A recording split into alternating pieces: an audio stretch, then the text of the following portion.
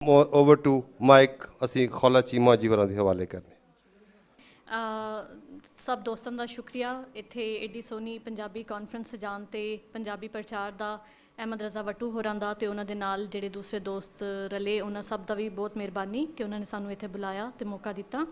ਮੈਂ ਸਭ ਤੋਂ ਪਹਿਲੇ ਆਪਣੇ ਨਾਲ ਜਿਹੜੇ ਮੇਰੇ ਪੈਨਲਿਸਟ ਨੇ ਉਹਨਾਂ ਦਾ ਥੋੜ੍ਹਾ ਜਿਹਾ ਤਾਰੁਫ ਕਰਾ ਕੇ ਉਹਨਾਂ ਨੂੰ ਦਾਵਤ ਦਿਆਂ ਦੀ ਕਿ ਉਹ ਸਟੇਜ 'ਤੇ ਆ ਜਾਣ। ਸਾਡੇ ਨਾਲ ਜ਼ਹੀਰ ਵੱਟੂ ਹੋਰੀ ਨੇ ਪ੍ਰੋਫੈਸਰ ਨੇ ਪੰਜਾਬੀ ਦੇ ਗੌਰਮੈਂਟ ਕਾਲਜ ਲਾਹੌਰ ਦੇ ਵਿੱਚ। ਉਹਨਾਂ ਦੀ PhD ਦਾ ਕੰਮ ਜਿਹੜਾ ਵੀ ਉਹ ਜੰਗੇ ਆਜ਼ਾਦੀ ਦੇ ਵਿੱਚ ਪੰਜਾਬ ਦੇ ਲੋਕਾਂ ਦੇ ਕਿਰਦਾਰ ਦੇ ਉੱਤੇ ਵੇ।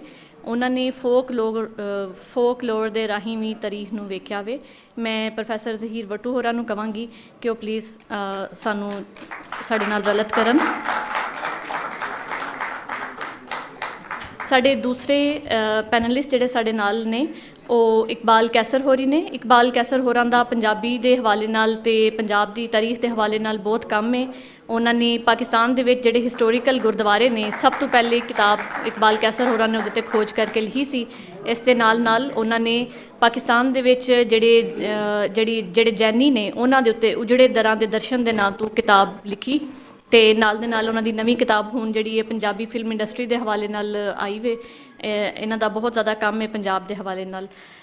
ਤੀਸਰੇ ਪੈਨਲਿਸਟ ਜਿਨ੍ਹਾਂ ਨੂੰ ਮੈਂ ਦਾਵਤ ਦਿਆਂਗੀ ਕਿ ਉਹ ਸਾਡੇ ਨਾਲ ਆ ਕੇ ਸਟੇਜ 'ਤੇ ਰਲਤੀ ਕਰਨ ਉਹ ਨੈਨਸੁਖ ਹੋਰੀ ਨੇ। ਨੈਨਸੁਖ ਖੋਜਕਾਰ ਨੇ, ਮਸ਼ਹੂਰ ਪੰਜਾਬੀ ਲਿਖਾਰੀ ਨੇ, ਨਾਵਲ ਨਿਗਾਰ, ਸ਼ਾਇਰ, ਕਹਾਣੀਕਾਰ ਨੇ। ਨੈਨਸੁਖ ਹੋਰੀ ਪਾਕਿਸਤਾਨ ਦੇ ਪਹਿਲੇ ਪੰਜਾਬੀ ਦੇ ਲਿਖਾਰੀ ਨੇ ਜਿਨ੍ਹਾਂ ਨੂੰ ਡਾਹਾਂ ਅਵਾਰਡ 2 ਦਫਾ ਮਿਲਿਆ ਵੇ। ਇੱਕ ਦਫਾ ਉਹਨਾਂ ਨੇ ਉਹਨਾਂ ਦਾ ਜਿਹੜਾ ਡਾਹਾਂ ਅਵਾਰਡ ਸੀ ਉਹਨਾਂ ਨੂੰ ਫਾਈਨਲਿਸਟ ਦੇ ਤੌਰ 'ਤੇ ਮਿਲਿਆ। ਤੇ ਨੈਨਸੁਖ ਇੱਧਰ ਵਾਲੇ ਪੰਜਾਬ ਦੇ ਪਹਿਲੇ ਲਿਖਾਰੀ ਨੇ ਜਿਨ੍ਹਾਂ ਨੂੰ ਡਾਹਾਂ ਦਾ ਪਹਿਲਾ ਅਵਾਰਡ ਜਿਹੜਾ ਵੇ ਉਹ ਮਿਲਿਆ ਸੀ। ਤੇ ਮੈਂ ਨੈਨਸੁਖ ਹੋਰਾਂ ਨੂੰ ਦਾਵਤ ਦਿਆਂਦੀ ਕਿ ਉਹ ਇੱਥੇ ਆਉਣ ਤੇ ਸਾਨੂੰ ਜੁਆਇਨ ਕਰਨ। ਉਹਨਾਂ ਦੀ ਕਿਤਾਬ ਧਰਤੀ ਪੰਜ ਦਰਿਆਈ ਪੰਜਾਬ ਦੇ ਹਵਾਲੇ ਨਾਲ ਇੱਕ ਬਹੁਤ ਅੱਛੀ ਤਹਿਕੀਕ ਵਾਲੀ ਕਿਤਾਬ ਹੈ। Thank you.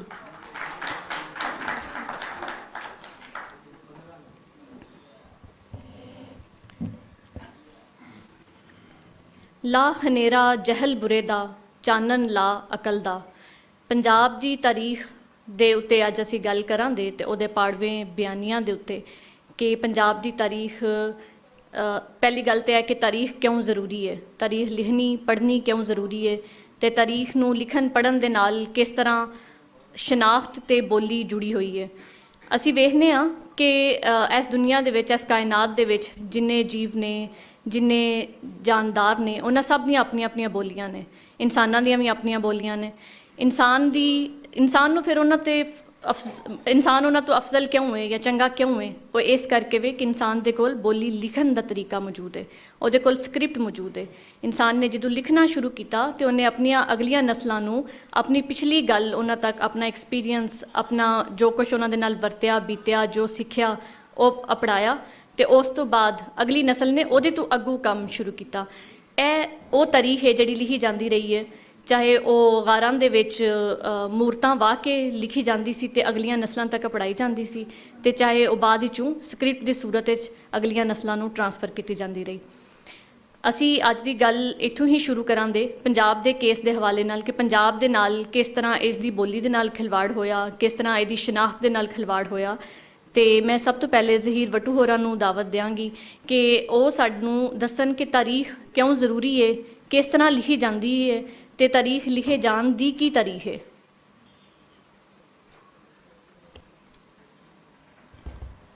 ਆਵਾਜ਼ ਆ ਰਹੀ? ਮੈਨੂੰ ਵੀ ਆ ਗਈ। ਅੱਛਾ, ਪਹਿਲਾ ਜਿਹੜੇ 3 ਸਵਾਲ ਖੋਲਾ ਚੀਮਾ ਹੋਰਾਂ ਕੀਤੇ ਨੇ, ਮੈਂ ਉਹਨਾਂ ਨੂੰ ਮੁੱਖ ਰੱਖਦੇ ਹੋਇਆ ਗੱਲ ਲਗਾਂ ਟੋਰਨਾ ਕਿ ਤਾਰੀਖ ਤਾਂ ਉਸੇ ਦਿਹਾੜੇ ਤੋਂ ਆਈ ਜਿਸ ਦਿਹਾੜੇ ਤੋਂ ਕੋਈ ਬੰਦਾ ਇਸ ਧਰਤੀ 'ਤੇ ਜਾਂ ਕਿਸੇ ਵੀ ਧਰਤੀ 'ਤੇ ਆਇਆ, ਕਿਸੇ ਵੀ ਸ਼ਕਲ 'ਚ ਆਇਆ। ਕਰੋੜਾਂ ਸਾਲ ਪਹਿਲੇ ਦੀਆਂ ਜਿਹੜੀਆਂ ਹੱਡੀਆਂ ਦੇ ਮਿਲਣ ਦੀ ਸੂਰਤ ਹੈ ਉਸੇ ਦਿਹਾੜੇ ਤੋਂ। ਪਰ ਪਹਿਲੇ ਮਿੱਥ ਸੀ, ਮਿੱਥ ਤੋਂ ਧਰਤੀ ਦੇ ਫਲਸਫੇ ਕਿਵੇਂ ਬਣੇ, ਫਿਰ ਉਸ ਤੋਂ ਮਾਡਰਨ ਲਾਈਫ ਦੇ ਅੰਦਰ ਜਿਹੜਾ ਲਫ਼ਜ਼ ਤਾਰੀਖ ਆਇਆ ਇਹ ਕੀ ਹੈ। ਇੱਕ ਤਾਂ ਮੈਨੂੰ ਹਮੇਸ਼ਾ ਇਹ ਲੱਗਿਆ ਕਿ ਜਿਹੜੀ ਹਿਸਟਰੀ ਤਾਰੀਖ ਲਫ਼ਜ਼ ਹੈ ਨਾ, ਇਹ ਪੋਲੀਟੀਕਲੀ ਨਾ ਕੋਈ ਬਹੁਤ ਕਹਿ ਲਓ ਕਿ ਲੋਡਡ ਲਫ਼ਜ਼ ਹੈ। ਕਈ ਸ਼ੈਵਾਂ ਦਾ ਭਾਰ ਹੈ ਇਹਦੇ ਉੱਤੇ ਕਿ ਤੁਸੀਂ ਤਾਰੀਖ ਨੂੰ ਇੱਕ ਇਵੇਂ ਨਹੀਂ ਕਹਿ ਸਕਦੇ ਕਿ ਇੱਕ ਇਵੈਂਟ ਜਿਹੜੇ ਨੇ ਉਹ ਸਾਰੇ ਜੁੜੇ ਹੋਏ ਨੇ ਔਰ ਉਹਨਾਂ ਨੂੰ ਹਟ ਕੇ ਫਰੋਲਣਾ ਔਰ ਕਿਸੇ ਇੱਕ ਪੱਖੋਂ ਫਰੋਲਣਾ। ਹਰ ਥਾਂ ਨਾ ਮਾਡਰਨਿਜ਼ਮ ਦੇ ਅੰਦਰ ਅਸਲ 'ਚ ਜਿਹੜਾ ਰੌਲਾ ਪਿਆ ਉਹ ਇਹ ਹੈ ਕਿ ਤੁਸੀਂ ਇੱਕੋ ਪੈਮਾਨੇ ਦੇ ਨਾਲ ਹੀ ਸਾਰਾ ਕੁਝ ਵੇਖਣਾ ਹੈ, ਉਹ ਤਾਰੀਖ ਹੋਵੇ ਜਾਂ ਸਾਇੰਸਿਸ ਹੋਵਣ। ਹੁਣ ਇੱਕੋ ਪੈਮਾਨੇ ਦੇ ਨਾਲ ਸਾਰੀ ਸ਼ੈ ਵੇਖੀ ਨਹੀਂ ਜਾ ਸਕਦੀ ਕਿਉਂਕਿ ਬੰਦਾ ਔਰ ਮਸ਼ੀਨ 'ਚ ਡਾਢਾ ਫਰਕ ਹੈ। ਮੈਂ ਕਹਿੰਦਾ ਕਿ ਗੱਡੀਆਂ ਨੇ ਨਾ, ਗੱਡੀਆਂ ਇੱਕੋ ਪੈਟਰੋਲ ਪੀ ਕੇ ਇੱਕੋ ਜਿਹਾ ਚਲਦੀਆਂ ਨੇ, ਪਰ ਬੰਦੇ ਇੱਕੋ ਜਿਹਾ ਅੰਨ ਖਾ ਕੇ ਇੱਕੋ ਜਿਹਾ ਨਹੀਂ ਸੋਚਦੇ। ਹੁਣ ਜਦੋਂ ਸੋਚਦੇ ਇੱਕੋ ਜਿਹਾ ਨਹੀਂ, ਇੱਕੋ ਘਰ 'ਚ ਰਹਿੰਦਿਆਂ ਹੋਇਆਂ ਇੱਕੋ ਭੈਣ ਭਰਾ ਇੱਕੋ ਮਾਂ ਪਿਓ ਦੇ ਜਾਏ ਹੋਏ ਇੱਕੋ ਜਿਹਾ ਖਾਂਦੇ ਹੋਏ ਵੱਖਰੇ ਜਜ਼ਬੇ, ਵੱਖਰੀ ਸੋਚ ਔਰ ਕਿਸੇ ਵੀ ਪੱਖ ਨੂੰ ਵੇਖਣ ਦੀ ਸੂਰਤ ਵੱਖਰੀ ਕਰ ਸਕਦੇ ਨੇ, ਤੇ ਫਿਰ ਤਾਰੀਖ ਵੀ ਕਿਸੇ ਇੱਕ ਪੈਮਾਨੇ ਤੋਂ, ਇੱਕ ਫੁੱਟੇ ਤੋਂ ਨਹੀਂ ਨਾਪੀ ਜਾ ਸਕਦੀ। ਹੁਣ ਤਾਰੀਖ ਨਾਪਣ ਦੇ ਕਈ ਢੰਗ ਆਏ ਸ਼ੁਰੂ ਤੋਂ ਸਾਡੇ ਕੋਲ। ਅਸੀਂ ਕਦੇ ਵੀ, ਸਾਡਾ ਅਸਲ ਸਵਾਲ ਜਿਹੜਾ ਮਤਲਬ ਨੇ ਕਨਫਲਿਕਟ ਜਿਹੜੇ ਹਨ ਨਾ, ਲਫ਼ਜ਼ ਕਨਫਲਿਕਟ ਤੇ ਯਕੀਨਨ ਨਹੀਂ ਲੱਗਦਾ ਕਿ ਜਿਵੇਂ ਕੋਈ ਇੱਕ ਸੱਚਾ ਹੈ। ਅੱਛਾ, ਬਿਲਕੁਲ ਕਿਸੇ ਸ਼ੈ ਨੂੰ ਇੱਕ ਨੂੰ ਸੱਚਾ ਕਹਿਣਾ ਤਾਰੀਖ ਦੇ ਵਿੱਚ ਸ਼ਾਇਦ ਉਵੇਂ ਮੁਮਕਿਨ ਨਹੀਂ ਹੁੰਦਾ।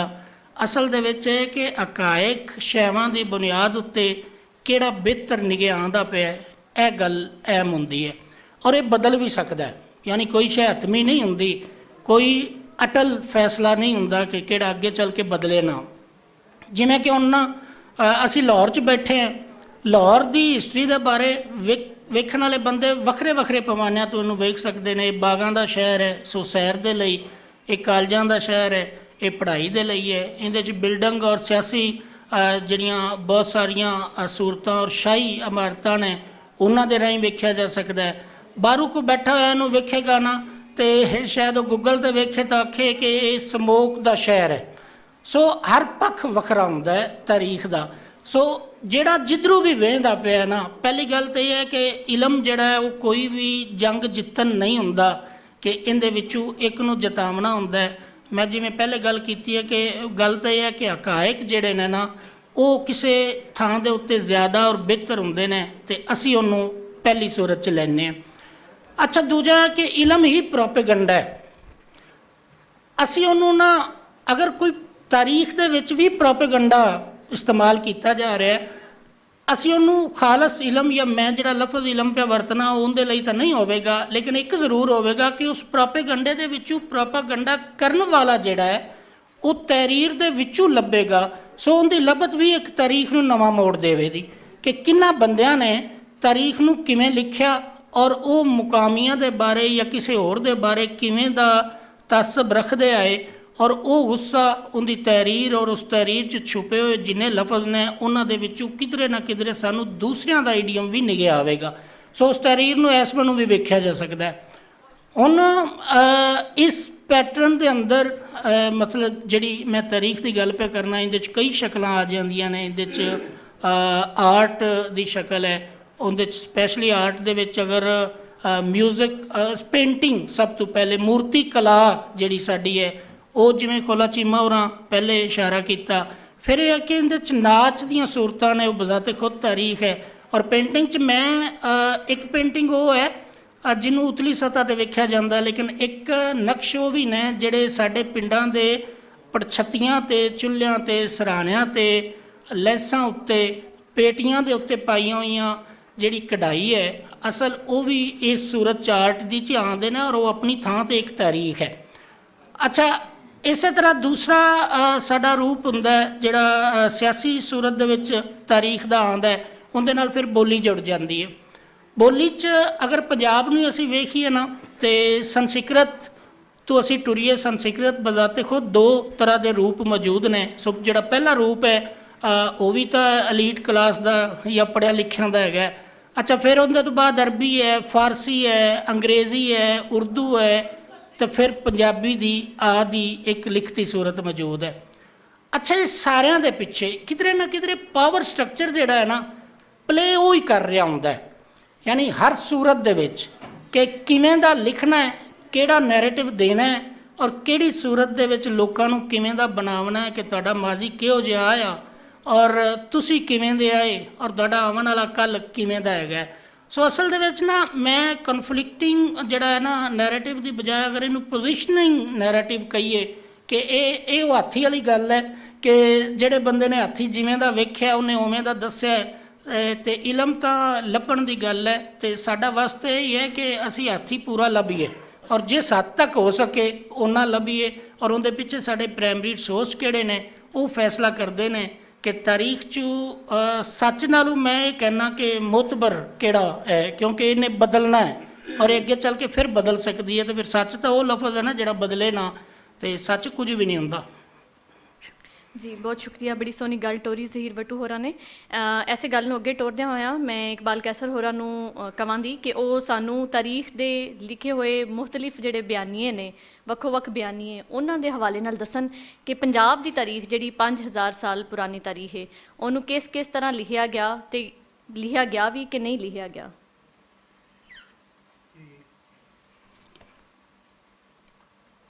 ਬਹੁਤ ਸ਼ੁਕਰੀਆ ਜੀ। ਪੰਜਾਬ ਦੀ ਤਾਰੀਖ ਦੇ ਉੱਤੇ ਗੱਲ ਕਰਦੇ ਹੋਇਆਂ ਸਾਨੂੰ ਬਹੁਤ ਸਾਰੇ ਪੱਖਾਂ ਤੋਂ ਵੇਖਣਾ ਪੈਂਦਾ ਹੈ। ਪਹਿਲੀ ਗੱਲ ਤਾਂ ਇਹ ਹੈਗੀ ਹੈ ਕਿ ਅਸੀਂ ਜਦੋਂ ਇਹ ਗੱਲ ਕਰਨੇ ਆ ਕਿ ਪੰਜਾਬ ਦੀ ਤਾਰੀਖ, ਤਾਂ ਸਵਾਲ ਇਹ ਪੈਦਾ ਹੁੰਦਾ ਹੈ ਕਿ ਕਿਹੜਾ ਪੰਜਾਬ? ਉਹ ਪੰਜਾਬ ਜਿਹੜਾ ਅੱਜ ਅਸੀਂ ਟੋਟੇ ਟੋਟੇ ਕਰਕੇ ਬੈਠੇ ਆ, ਜਾਂ ਉਹ ਪੰਜਾਬ ਜਿਹੜਾ ਕਿ 5 ਦਰਿਆਵਾਂ ਦੀ ਧਰਤੀ ਹੈ? ਉਹ ਪੰਜਾਬ ਜਿਹਨੂੰ ਕਦੇ ਸਪਤ ਸਿੰਧੂ ਕਿਹਾ ਜਾਂਦਾ ਸੀ ਔਰ ਜਿਹਦੇ ਦਾਇਰੇ ਜਿਹੜੇ ਨੇ ਉਹ ਬਹੁਤ ਜ਼ਿਆਦਾ ਦੂਰ ਤੱਕ ਫੈਲੇ ਹੋਏ ਸਨ। ਉਹਦੀਆਂ ਪਹਿਲੇ ਨਿਸ਼ਾਨ ਕਿੱਥੇ ਨੇ, ਪਹਿਲੇ ਨਿਸ਼ਾਨ ਕੀ ਨੇ, ਕਿ ਉਹਨਾਂ ਉੱਤੇ ਉਹਨਾਂ ਨੂੰ ਅਸੀਂ ਓਨ ਕੀਤਾ, ਅਸੀਂ ਮੰਨਿਆ ਕਿ ਸਾਡੇ ਨਿਸ਼ਾਨ ਨੇ, ਜਾਂ ਇਹ ਸਾਡੀ ਤਾਰੀਖ ਹੈ, ਜਾਂ ਸਾਨੂੰ ਇਹਦੇ ਉੱਤੇ ਕੋਈ ਫਖਰ ਹੈ, ਅਸੀਂ ਮਾਣ ਕਰਨੇ ਇਹਦੇ ਉੱਤੇ। ਇਹ ਬਹੁਤ ਸਾਰੀਆਂ ਚੀਜ਼ਾਂ ਨੇ ਜਿਹੜੀਆਂ ਸਾਨੂੰ ਆਪਣੀ ਤਾਰੀਖ 'ਚ ਵੇਖਣੀਆਂ ਪੈਣਗੀਆਂ। ਮਿਸਾਲ ਦੇ ਤੌਰ 'ਤੇ ਮੈਂ ਇੱਥੇ ਇੱਕ ਮਿਸਾਲ ਤੁਹਾਨੂੰ ਪੇਸ਼ ਕਰਨਾ। ਹੜੱਪਾ ਦਰਿਆਫਤ ਹੋਇਆ ਔਰ ਪਹਿਲੀ ਵਾਰੀ ਇਸ ਖਿੱਤੇ ਦੇ ਅੰਦਰ ਕਿ ਜੇ ਹੜੱਪਾਈ ਤਹਿਜ਼ੀਬ, ਔਰ ਫਿਰ ਉਸ ਤੋਂ ਬਾਅਦ ਉਹਦੇ ਕਈ ਹੋਰ ਨਾਮ ਬਦਲੇ ਗਏ, ਸਪਤ ਸਿੰਧੂ ਤਾਰੀਖ ਔਰ ਪਤਾ ਨਹੀਂ ਕਿਹੜੇ ਕਿਹੜੇ। ਲੇਕਿਨ ਸਵਾਲ ਇਹ ਹੈ ਕਿ ਇਹਨੂੰ ਪੂਰੇ ਦੇ ਪੂਰੇ ਨੂੰ ਅਸੀਂ ਸਗਵੇਂ ਦਾ ਸਗਵਾਂ ਜੇਕਰ ਪੰਜਾਬ ਦੀ ਗੱਲ ਕਰਨੇ ਆ ਤਾਂ ਕੀ ਇਹਦੇ ਸਾਡੇ ਐਰੇ ਜਿਹੜੇ ਨੇ ਉਹ ਸਾਡੇ ਨਾਲ ਦੇ ਸੂਬਿਆਂ 'ਚ ਜਿੱਥੇ ਚਲੇ ਜਾਂਦੇ ਨੇ, ਕਿ ਅਸੀਂ ਉਹਨੂੰ ਸਾਰੇ ਨੂੰ ਇਹ ਸਾਂਝੇ ਤੌਰ 'ਤੇ ਨਹੀਂ ਵੇਖ ਸਕਦੇ? ਕੱਲ੍ਹ ਅਗਰ ਅਸੀਂ ਹੜੱਪਾ ਔਰ ਮੋਹਨਜੋਦਾੜੋ ਦੀ ਗੱਲ ਕਰੀਏ ਤਾਂ ਦੋਵਾਂ ਦੇ ਵਿੱਚੋਂ ਕਿ ਸਾਨੂੰ ਇੱਕੋ ਜਿਹੀਆਂ ਮੋਹਰਾਂ ਨਹੀਂ ਮਿਲੀਆਂ, ਸਾਨੂੰ ਇੱਕੋ ਜਿਹਾ ਨਿਸ਼ਾਨ ਨਹੀਂ ਮਿਲੇ। ਅਸੀਂ ਉਹਨਾਂ ਚੀਜ਼ਾਂ ਨੂੰ ਅਸੀਂ ਸਾਂਝੇ ਤੌਰ 'ਤੇ ਕਿਵੇਂ ਰੱਖ ਸਕਦੇ ਹਾਂ, ਕਿਵੇਂ ਵੇਖ ਸਕਦੇ ਹਾਂ? ਔਰ ਫਿਰ ਇਹ ਵੇਖੋ ਕਿ ਤੁਸੀਂ ਰੋਪੜ ਤੋਂ ਲੈ ਕੇ ਔਰ ਹੜੱਪਾ ਔਰ ਜਿਹੜਾ ਹੈ ਗੰਭੀਰੀ ਵਾਲਾ ਔਰ ਫਿਰ ਉਸ ਤੋਂ ਬਾਅਦ ਅੱਗੇ ਮੋਹਨਜੋਦਾੜੋ ਤੱਕ ਚਲੇ ਜਾਓ ਔਰ ਬਲੋਚਿਸਤਾਨ ਤੱਕ ਚਲੇ ਜਾਓ, ਕਿ ਇਸ ਪੂਰੇ ਖਿੱਤੇ ਨੂੰ ਅਸੀਂ ਇੱਕੋ ਪੰਜਾਬ ਜਾਂ ਇੱਕ ਪੂਰਾ ਟੋਟਾ ਜਿਹੜਾ ਹੈ ਜ਼ਮੀਨ ਦਾ, ਉਹਨੂੰ ਇੱਕ ਵੱਖਰਾ ਨਹੀਂ ਮੰਨਾਂਗੇ ਔਰ ਉਹਨੂੰ ਅਸੀਂ ਵੇਖਾਂਗੇ ਨਹੀਂ ਕਿ ਇਹ ਕਿਸ ਤਰ੍ਹਾਂ ਹੈ? ਮੈਂ ਤੈਨੂੰ ਸਾਰੀ ਚੀਜ਼ ਨੂੰ ਇੰਝ ਹੀ ਰੱਖ ਕੇ ਵੇਖਣਾ। ਲੇਕਿਨ ਜਿਹੜੇ ਲੋਕਾਂ ਨੇ ਜਿਵੇਂ ਜਿਵੇਂ ਵੇਖਿਆ, ਜਿਵੇਂ ਵੱਟੂ ਸਾਹਿਬ ਕਹਿ ਰਹੇ ਸਨ ਕਿ ਜਿੰਨੇ ਹਾਥੀ ਨੂੰ ਜਿੰਨਾ ਕੁ ਵੇਖਿਆ ਉਹਨਾਂ ਕੁ ਬਿਆਨ ਕਰ ਦਿੱਤਾ, ਉਸ ਵਕਤ ਤੋਂ ਅਗਰ ਵੇਖੀਏ ਤੇ ਜਿਨ੍ਹਾਂ ਨੇ ਹੜੱਪਾ ਨੂੰ, ਮੋਹਨਜੋਦਾੜੋ ਨੂੰ, ਟੈਕਸਲਾ ਨੂੰ ਔਰ ਬਾਕੀ ਬਾਅਦ ਦੀਆਂ ਜਿਹੜੀ ਤਹਿਜ਼ੀਬਾਂ ਨੇ ਔਰ ਬਾਕੀ ਜਿਹੜੀ ਸਾਡੀ ਤਾਰੀਖ ਹੈਗੀ ਹੈ, ਉਹਨੂੰ ਜਿਵੇਂ ਵੇਖਿਆ ਉਹਨੇ ਉਵੇਂ ਆਪਣੇ ਸੋਚ ਦੇ ਨਾਲ, ਆਪਣੀ ਫਿਕਰ ਦੇ ਨਾਲ ਉਹਨਾਂ ਨੂੰ ਲੈ ਕੇ ਚੱਲੇ। ਇੱਥੇ ਇੱਕ ਸਭ ਤੋਂ ਅਹਿਮ ਤੇ ਵੱਡੀ ਗੱਲ ਜਿਹੜੀ ਮੈਨੂੰ ਨਜ਼ਰ ਆਉਂਦੀ ਹੈ ਉਹ ਹੈਗੀ ਹੈ ਕਿ ਅਸੀਂ ਇਹ ਸਾਰੀ ਤਾਰੀਖ ਨੂੰ ਮੰਨਿਆ ਨਹੀਂ ਕਿ ਇਹ ਸਾਡੀ ਹੈ। ਅਗਰ ਅਸੀਂ ਇਸ ਤਾਰੀਖ ਨੂੰ ਐਸਾ ਮੰਨਿਆ ਹੁੰਦਾ ਕਿ ਤਾਰੀਖ ਸਾਡੀ ਹੈ, ਇਹ ਹੜੱਪਾ ਸਾਡਾ ਹੈ, ਮੋਹਨਜੋਦਾੜੋ ਸਾਡਾ ਹੈ, ਗੰਭੀਰੀ ਵਾਲਾ ਸਾਡਾ ਹੈ, ਟੈਕਸਲਾ ਸਾਡਾ ਹੈ, ਤੇ ਫਿਰ ਅਸੀਂ ਇਸ ਦੇ ਉੱਤੇ ਮਾਣ ਵੀ ਕਰ ਸਕਦੇ ਸੀ ਔਰ ਫਿਰ ਅਸੀਂ ਦੱਸ ਸਕਦੇ ਸੀ ਕਿ ਅਸੀਂ ਕਿੰਨੀ ਵੱਡੀ ਤਹਿਜ਼ੀਬ ਦੇ ਮਾਲਕ ਹਾਂ ਔਰ ਅਸੀਂ ਉਹਦੇ 'ਤੇ ਕਿੰਨਾ ਕਮਾਂਡ ਕਰ ਰਹੇ ਹਾਂ ਔਰ ਕਿਵੇਂ ਅਸੀਂ ਇਹਨੂੰ ਲੈ ਕੇ ਅੱਗੇ ਚੱਲ ਸਕਦੇ ਹਾਂ। ਲੇਕਿਨ ਸਾਡੇ ਕੋਲੋਂ ਜਿਹੜੀ ਸਭ ਤੋਂ ਵੱਡੀ ਭੁੱਲ ਹੋਈ ਹੈ ਉਹ ਇਹੀ ਹੈ ਕਿ ਅਸੀਂ ਇਹਨੂੰ ਕਦੇ ਵੀ ਆਪਣਾ ਨਹੀਂ ਮੰਨਿਆ, ਕਦੇ ਵੀ ਇਹਦੇ ਉੱਤੇ ਮਾਣ ਨਹੀਂ ਕੀਤਾ, ਕਦੇ ਵੀ ਇਹਨਾਂ ਚੀਜ਼ਾਂ ਨੂੰ ਲੈ ਕੇ ਨਹੀਂ ਚੱਲੇ। ਫਿਰ ਇਹਦੀ ਸ਼ਕਲ ਦੂਜਿਆਂ ਨੇ ਜਿਵੇਂ ਦੀ ਬਣਾਈ ਉਹ ਸਾਨੂੰ ਉਵੇਂ ਦੀ ਕਬੂਲ ਕਰਨੀ ਪਈ। ਅਸੀਂ ਉਹਨਾਂ ਨੂੰ ਕਦੇ ਮਜ਼ਹਬਾਂ ਦੇ ਨਾਂ 'ਤੇ ਵੰਡਿਆ, ਕਦੇ ਉਹਨਾਂ ਨੂੰ ਅਸੀਂ ਗਰੋਹਾਂ ਦੇ ਨਾਂ 'ਤੇ ਵੰਡਿਆ, ਔਰ ਕਦੇ ਇਸ ਤਾਰੀਖ ਨੂੰ ਅਸੀਂ ਪਤਾ ਨਹੀਂ ਕਿਹੜੇ ਕਿਹੜੇ ਨਾਮ ਦਿੱਤੇ। ਤੁਸੀਂ ਇਸੇ ਵੇਖ ਲਵੋ ਕਿ ਅੱਜ ਅਸੀਂ ਕਿੰਨੇ ਪਰਸੈਂਟ ਆ ਜਿਹੜੇ ਪੰਜਾਬੀ ਨੂੰ ਪੰਜਾਬੀ ਕਰਕੇ ਮੰਨਦੇ, ਅਸੀਂ ਆਪਣੇ ਆਪ ਨੂੰ ਕਹਿੰਦੇ ਹਾਂ ਕਿ ਅਸੀਂ ਪੰਜਾਬੀ ਹਾਂ। ਅਸੀਂ ਜੱਟ ਜ਼ਰੂਰ ਹੈਗੇ ਹਾਂ, ਅਸੀਂ ਸੰਧੂ ਹੈਗੇ ਹਾਂ, ਅਸੀਂ ਜਨਾਬ ਰਾਜਪੂਤ ਹੈਗੇ ਹਾਂ, ਅਸੀਂ ਹੋਰ ਪਤਾ ਨਹੀਂ ਕੀ ਕੁਛ ਹੈਗੇ ਹਾਂ, ਲੇਕਿਨ ਅਗਰ ਨਹੀਂ ਹੈਗੇ ਤਾਂ ਅਸੀਂ ਪੰਜਾਬੀ ਨਹੀਂ ਹੈਗੇ। ਇਹ ਜਿਹੜੀ ਚੀਜ਼ ਹੈ ਮੇਰੇ ਨਜ਼ਦੀਕ ਇੱਕ ਚੀਜ਼ ਹੈ ਕਿ ਜਦੋਂ ਤੱਕ ਅਸੀਂ ਆਪਣੇ ਤੌਰ 'ਤੇ ਨਹੀਂ ਮੰਨਦੇ ਕਿ ਅਸੀਂ ਹਾਂ ਇਹ ਚੀਜ਼ ਸਾਡੀ ਹੈ, ਸਾਡਾ ਮਾਣ ਹੈ, ਸਾਡਾ ਫਖਰ ਹੈ, ਉਦੋਂ ਤੱਕ ਅਸੀਂ ਤਾਰੀਖ ਨੂੰ ਆਪਣੀ ਨਾ ਤਾਰੀਖ ਕਹਿ ਸਕਦੇ ਹਾਂ, ਨਾ ਉਹ ਸਾਡੀ ਤਾਰੀਖ ਹੈ, ਨਾ ਅਸੀਂ ਉਸ ਤਾਰੀਖ ਨੂੰ ਲੈ ਕੇ ਅੱਗੇ ਚੱਲ ਸਕਦੇ ਹਾਂ। ਫਿਰ ਉਹਦੀ ਜੋ ਸ਼ਕਲ ਜੋ ਦੂਜੇ ਬਣਾਉਣਗੇ ਸਾਨੂੰ ਉਹੀ ਕਬੂਲ ਕਰਨੀ ਪੈਗੀ, ਔਰ ਉਹੀ ਸ਼ਕਲ ਅਸੀਂ ਆਪਣੇ 'ਤੇ ਤਾਰੀ ਕਰ ਲੈਂਦੇ ਹਾਂ, ਔਰ ਫਿਰ ਅਸੀਂ ਦੁਨੀਆ 'ਚ ਫਿਰਨੇ ਹਾਂ ਕਿ ਲਓ ਜੀ ਅਸੀਂ ਤਾਂ ਬਹੁਤ ਕੁਝ ਹਾਂ। ਅਸੀਂ ਕੁਝ ਵੀ ਨਹੀਂ। ਅਸੀਂ ਉਸ ਵਕਤ ਤੱਕ ਕੁਝ ਨਹੀਂ ਜਦੋਂ ਤੱਕ ਅਸੀਂ ਆਪਣੀ ਇਸ ਸਭ ਕਾਸੇ ਨੂੰ, ਆਪਣੇ ਚੰਗ ਨੂੰ, ਆਪਣੇ ਮਨ ਨੂੰ, ਆਪਣੇ ਹਰ ਚੀਜ਼ ਨੂੰ ਸਗਵੇਂ ਦਾ ਸਗਵਾਂ ਕਬੂਲ ਨਹੀਂ ਕਰਦੇ, ਮੰਨਦੇ ਨਹੀਂ ਕਿ ਇਹ ਸਾਡਾ ਹੈ। ਜੇ ਕੁਝ ਗਲਤ ਹੈ ਤਾਂ ਉਹ ਵੀ ਸਾਡਾ ਹੈ, ਜੇ ਕੁਝ ਚੰਗਾ ਹੈ ਤਾਂ ਉਹ ਵੀ ਸਾਡਾ ਹੈ। ਉਦੋਂ ਤੱਕ ਅਸੀਂ ਨਹੀਂ ਚੱਲ ਸਕਦੇ। ਜੀ ਥੈਂਕ ਯੂ। ਗੱਲ ਇੱਥੋਂ ਤੱਕ ਕੱਪੜੀ ਹੈ ਕਿ ਤਾਰੀਖ ਜਿਹੜੀ ਹੈ ਉਹਨੂੰ ਸਾਨੂੰ ਵੇਖਣਾ ਪਏਗਾ ਕਿ ਕਿਸ ਤਰ੍ਹਾਂ ਲਿਖਿਆ ਗਿਆ ਵੇ। ਅਸੀਂ ਗੱਲ ਕਰੀਏ ਜੇ ਸਿਕੰਦਰ ਤੇ ਪੋਰਸ ਦੀ ਪੰਜਾਬ ਦੀ ਤਾਰੀਖ ਦੇ ਹਵਾਲੇ ਨਾਲ, ਤੇ ਅਸੀਂ ਵੇਖਦੇ ਹਾਂ ਕਿ ਸਾਨੂੰ ਯੂਨਾਨੀਆਂ ਦੇ ਤੇ ਬਹੁਤ ਸਾਰੇ ਅਕਾਊਂਟ ਐਸੇ ਮਿਲਦੇ ਨੇ ਜਿਹਦੇ ਵਿੱਚ ਸਾਨੂੰ ਇਹ ਪਤਾ ਲੱਗਦਾ ਹੈ ਕਿ ਸਿਕੰਦਰ ਦੀ ਫੌਜ ਜਿਹੜੀ ਹੈ ਉਹ ਕੀ ਕਰ ਰਹੀ ਸੀ, ਉਹਦੀਆਂ ਕੀ ਸਟ੍ਰੈਟਜੀਜ਼ ਸਨ, ਉਹ ਕਿਸ ਤਰ੍ਹਾਂ ਉਹਨੇ ਹਮਲਾ ਕੀਤਾ, ਕਿਸ ਤਰ੍ਹਾਂ ਲੜਾਈ ਕੀਤੀ, ਸਿਕੰਦਰ ਕਿੱਡੀ ਬਹਾਦਰੀ ਨਾਲ ਲੜਿਆ, ਤੇ ਉਹ ਸਭ ਗੱਲਾਂ ਸਾਨੂੰ ਉਹਨਾਂ ਅਕਾਊਂਟਸ ਵਿੱਚ ਲੱਭਦੀਆਂ ਨੇ। ਲੇਕਿਨ ਜਿਹੜੀ ਦੂਜੇ ਪਾਸੇ ਦੀ ਤਾਰੀਖ ਹੈ, ਜਿਹੜੀ ਪੋਰਸ ਦੀ ਤਾਰੀਖ ਹੈ, ਮਹਾਰਾਜਾ ਪੋਰਸ ਦੀ ਤਾਰੀਖ ਕਿਹਨੇ ਲਿਖੀ ਹੈ ਜਾਂ ਲਿਖੀ ਗਈ ਹੈ, ਤੇ ਉਹ ਕਿਹੜੇ ਅਕਾਊਂਟਸ ਨੂੰ ਸਾਹਮਣੇ ਰੱਖ ਕੇ ਲਿਖੀ ਗਈ ਹੈ? ਇਹ ਇੱਕ ਬਹੁਤ ਵੱਡਾ ਸਵਾਲ ਹੈ ਸਾਡੀ ਤਾਰੀਖ ਦੇ ਹਵਾਲੇ ਨਾਲ। ਬੁੱਧ ਪ੍ਰਕਾਸ਼ ਹੋਰਾਂ ਦੀ ਕਿਤਾਬ ਪੜ੍ਹਦਿਆਂ ਹੋਇਆਂ ਉਹਨਾਂ ਨੇ ਇੱਕ ਪਰਸਪੈਕਟਿਵ ਜਿਹੜਾ ਹੈ ਸਾਨੂੰ ਮਹਾਰਾਜਾ ਪੋਰਸ ਦੀ ਫੌਜ ਵੱਲੋਂ ਵੀ ਵਹਾਉਣ ਦੀ ਕੋਸ਼ਿਸ਼ ਕੀਤੀ, ਲੇਕਿਨ ਉਹਦੇ ਵਿੱਚ ਵੀ ਸਾਨੂੰ ਬਹੁਤ ਸਾਰੇ ਥਾਵਾਂ 'ਤੇ ਇਹ ਮਹਿਸੂਸ ਹੁੰਦਾ ਹੈ ਕਿ ਸਾਨੂੰ ਇਹ ਤਾਂ ਪਤਾ ਹੈ ਕਿ ਸਿਕੰਦਰ ਦੀ ਫੌਜ ਨੇ ਦਰਿਆ ਦੇ ਪਾਰ ਹੈਮੇ ਲਾਏ ਨੇ, ਤੇ ਉਹਨੇ ਟੋਲੀਆਂ ਦੀ ਸ਼ਕਲ ਅਖਤਿਆਰ ਕਰਕੇ ਤੇ ਕਿਹੜੇ ਕਿਹੜੇ ਪਾਸਿਓਂ ਹਮਲਾ ਕਰ ਰਹੀ ਹੈ, ਲੇਕਿਨ ਸਾਨੂੰ ਇਹ ਨਹੀਂ ਪਤਾ ਲੱਗਦਾ ਕਿ ਪੋਰਸ ਜਿਹੜਾ ਵੇ ਉਹਦੇ 'ਤੇ ਦੂਜੇ ਪਾਸੇ ਹੈਮੇ ਲੱਗੇ ਹੋਏ ਨੇ, ਪਰ ਉਹਦੀ ਫੌਜ ਦੀ ਸਟ੍ਰੈਟਜੀ ਕੀ ਹੈ। ਉਸ ਕਿਤਾਬ ਦੇ ਰਾਹੀਂ ਮੈਨੂੰ ਪਤਾ ਲੱਗਿਆ ਕਿ ਇਹ ਸਾਡੀ ਤਾਰੀਖ ਦੇ ਵਿੱਚ ਸਾਨੂੰ ਦੱਸਿਆ ਹੀ ਨਹੀਂ ਗਿਆ ਕਿ ਪੋਰਸ ਦੇ ਕੋਲ ਸਿਕੰਦਰ ਨੇ 3 ਬੰਦੇ ਇਕੱਲੇ ਸਨ ਸੁਲਾਹਨਾਮਾ ਵਾਸਤੇ ਕਿ ਸਾਡੇ ਨਾਲ ਸੁਲ੍ਹਾ ਕਰ ਲਓ। ਅਸੀਂ ਉਸ ਵਰਜ 'ਤੇ ਉਹ ਅਪੜ ਚੁੱਕੇ ਸਨ, ਉਸ ਐਜ 'ਤੇ ਪਹੁੰਚ ਚੁੱਕੇ ਸਨ ਕਿ ਸਿਕੰਦਰ ਦੀ ਫੌਜ ਉੱਥੋਂ ਭੱਜ ਜਾਣਾ ਚਾਹੁੰਦੀ ਸੀ। ਉਹਨਾਂ 2 ਬੰਦਿਆਂ ਨੂੰ ਹਾਲੀ ਹੱਥ ਵਾਪਸ ਮੋੜਨ ਤੋਂ ਬਾਅਦ ਤੀਸਰੇ ਬੰਦੇ ਦੇ ਨਾਲ ਪੋਰਸ ਨੇ ਗੱਲ ਕੀਤੀ ਸੀ, ਗੱਲ ਸੁਣੀ ਸੀ ਕਿ ਇੱਕ ਬਾਦਸ਼ਾਹ, ਇੱਕ ਮਹਾਰਾਜਾ ਜਿਹੜਾ ਹਾਰ ਰਿਹਾ ਹੋਏ, ਇਹ ਹੋ ਸਕਦਾ ਹੈ ਕਿ ਉਹ ਸੁਲਾਹਨਾਮਾ ਦੇ ਆਏ ਹੋਏ ਪੈਗਾਮ 2 ਪੈਗਾਮ ਵਾਪਸ ਕਰਕੇ ਤੇ ਫਿਰ ਤੀਸਰੇ ਬੰਦੇ ਦੀ ਗੱਲ ਸੁਣੇ। ਇਸ ਪੱਖੋਂ ਵੀ ਸਾਨੂੰ ਗੱਲ ਕਰਨੀ ਪਏਗੀ। ਇਸ ਪੱਖੋਂ ਜਦੋਂ ਅਸੀਂ ਗੱਲ ਕਰਨੇ ਹਾਂ ਤੇ ਅਸੀਂ ਵੇਖਦੇ ਹਾਂ ਕਿ ਪੰਜਾਬ ਦੀ ਜਿਹੜੀ ਲਿਖੀ ਹੋਈ ਤਾਰੀਖ ਹੈ ਉਹ ਅੰਗਰੇਜ਼ ਦੇ ਜ਼ਮਾਨੇ ਵਿੱਚ, ਖਾਸ ਤੌਰ 'ਤੇ ਕਲੋਨੀਅਲ ਰੂਲਰਸ ਦੇ ਆਉਣ ਤੋਂ ਬਾਅਦ ਜਿਹੜੀ ਤਾਰੀਖ ਲਿਖੀ ਗਈ, ਉਹਦੇ ਹਵਾਲੇ ਨਾਲ ਮੈਂ ਨੈਨਸੁਖ ਹੋਰਾਂ ਨੂੰ ਕਹਾਂਗੀ ਕਿ ਉਹ ਸਾਡੇ ਨਾਲ ਗੱਲ ਸਾਂਝੀ ਕਰਨ ਕਿ ਅੰਗਰੇਜ਼ ਦੇ ਆਉਣ ਤੋਂ ਬਾਅਦ ਪੰਜਾਬ ਦੀ ਤਾਰੀਖ ਕਿਸ ਤਰ੍ਹਾਂ ਲਿਖੀ ਗਈ, ਕਿਸ ਤਰ੍ਹਾਂ ਪੰਜਾਬ ਨੂੰ ਵੰਡਿਆ ਗਿਆ, ਜਾਂ ਕਿਸ ਤਰ੍ਹਾਂ ਦੀ ਸ਼ਕਲ ਉਸ ਤਾਰੀਖ ਦੇ ਰਾਹੀਂ ਪੰਜਾਬ ਦੀ ਸਾਡੇ ਸਾਹਮਣੇ ਆਉਂਦੀ ਹੈ। ਦੇਖੋ, ਅਸੀਂ ਪੰਜਾਬ ਦੀ ਤਾਰੀਖ ਦੇ ਉੱਤੇ ਜਦੋਂ ਗੱਲ ਕਰਨੇ ਆ ਤੇ ਅਸੀਂ ਇਹ ਭੁੱਲ ਜਾਂਦੇ ਹਾਂ ਕਿ ਜਿੰਨੀ ਵੀ ਪੰਜਾਬ ਦੀ ਤਾਰੀਖ ਲਿਖੀ ਗਈ ਹੈ ਉਹ ਪੰਜਾਬੀਆਂ ਨੇ ਨਹੀਂ ਲਿਖੀ।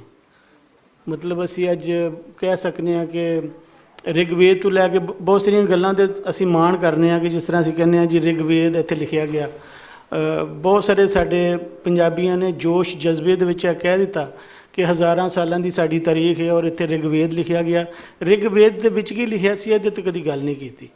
ਹੁਣ ਰਿਗਵੇਦ ਦੇ ਵਿੱਚ ਕੀ ਕਿਹਾ ਗਿਆ ਕਿ ਸਾਡੇ ਇੱਥੋਂ ਦੇ ਲੋਕਾਂ ਨੂੰ ਕਾਲੇ ਕਿਹਾ ਗਿਆ, ਦਾਸੇ ਕਿਹਾ ਗਿਆ, ਫੀਨੇ ਕਿਹਾ ਗਿਆ, ਔਰ ਇਹਨਾਂ ਦੇ ਨਾਮ ਬੜੇ ਨੈਗੇਟਿਵ ਲਫ਼ਜ਼ ਜਿਹੜੇ ਸਨ ਨਾ ਸਾਡੇ ਵਾਸਤੇ ਯੂਜ਼ ਕੀਤੇ ਗਏ।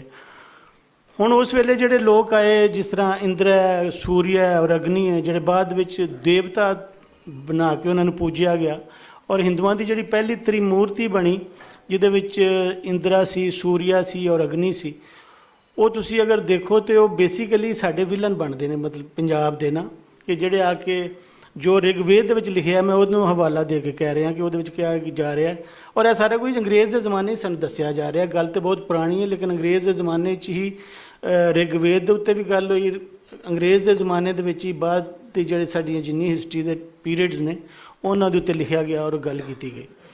ਬਹੁਤ ਸਾਰੇ ਕੁਝ ਸਾਡੀ ਹਿਸਟਰੀ ਬਣਾਈ ਵੀ ਅੰਗਰੇਜ਼ਾਂ ਦੇ ਜ਼ਮਾਨੇ ਦੇ ਵਿੱਚ, ਸੋਸ਼ਲ ਇੰਜੀਨੀਅਰਿੰਗ ਵੀ ਸਾਡੀ ਹੋਈ। ਅੱਜ ਅਸੀਂ ਜੋ ਸੋਚਦੇ ਹਾਂ ਉਹ ਸੋਚਣ ਦਾ ਜਿਹੜਾ ਰੰਗ ਢੰਗ ਵੀ ਹੈ ਨਾ ਸਾਡਾ, ਉਹ ਅੰਗਰੇਜ਼ਾਂ ਨੇ ਹੀ ਸਾਨੂੰ ਦੱਸਿਆ ਕਿ ਤੁਸੀਂ ਇੰਝ ਸੋਚੋ, ਫਿਰ ਅਸੀਂ ਉਂਝ ਹੀ ਸੋਚਦੇ ਹਾਂ। ਅਸੀਂ ਜੈਂਡਰ ਨੂੰ ਕਿਸ ਤਰ੍ਹਾਂ ਲੈ ਰਹੇ ਹਾਂ, ਸਾਰਾ ਕੁਝ ਉਹਨਾਂ ਨੇ ਸਾਨੂੰ ਦੱਸਿਆ।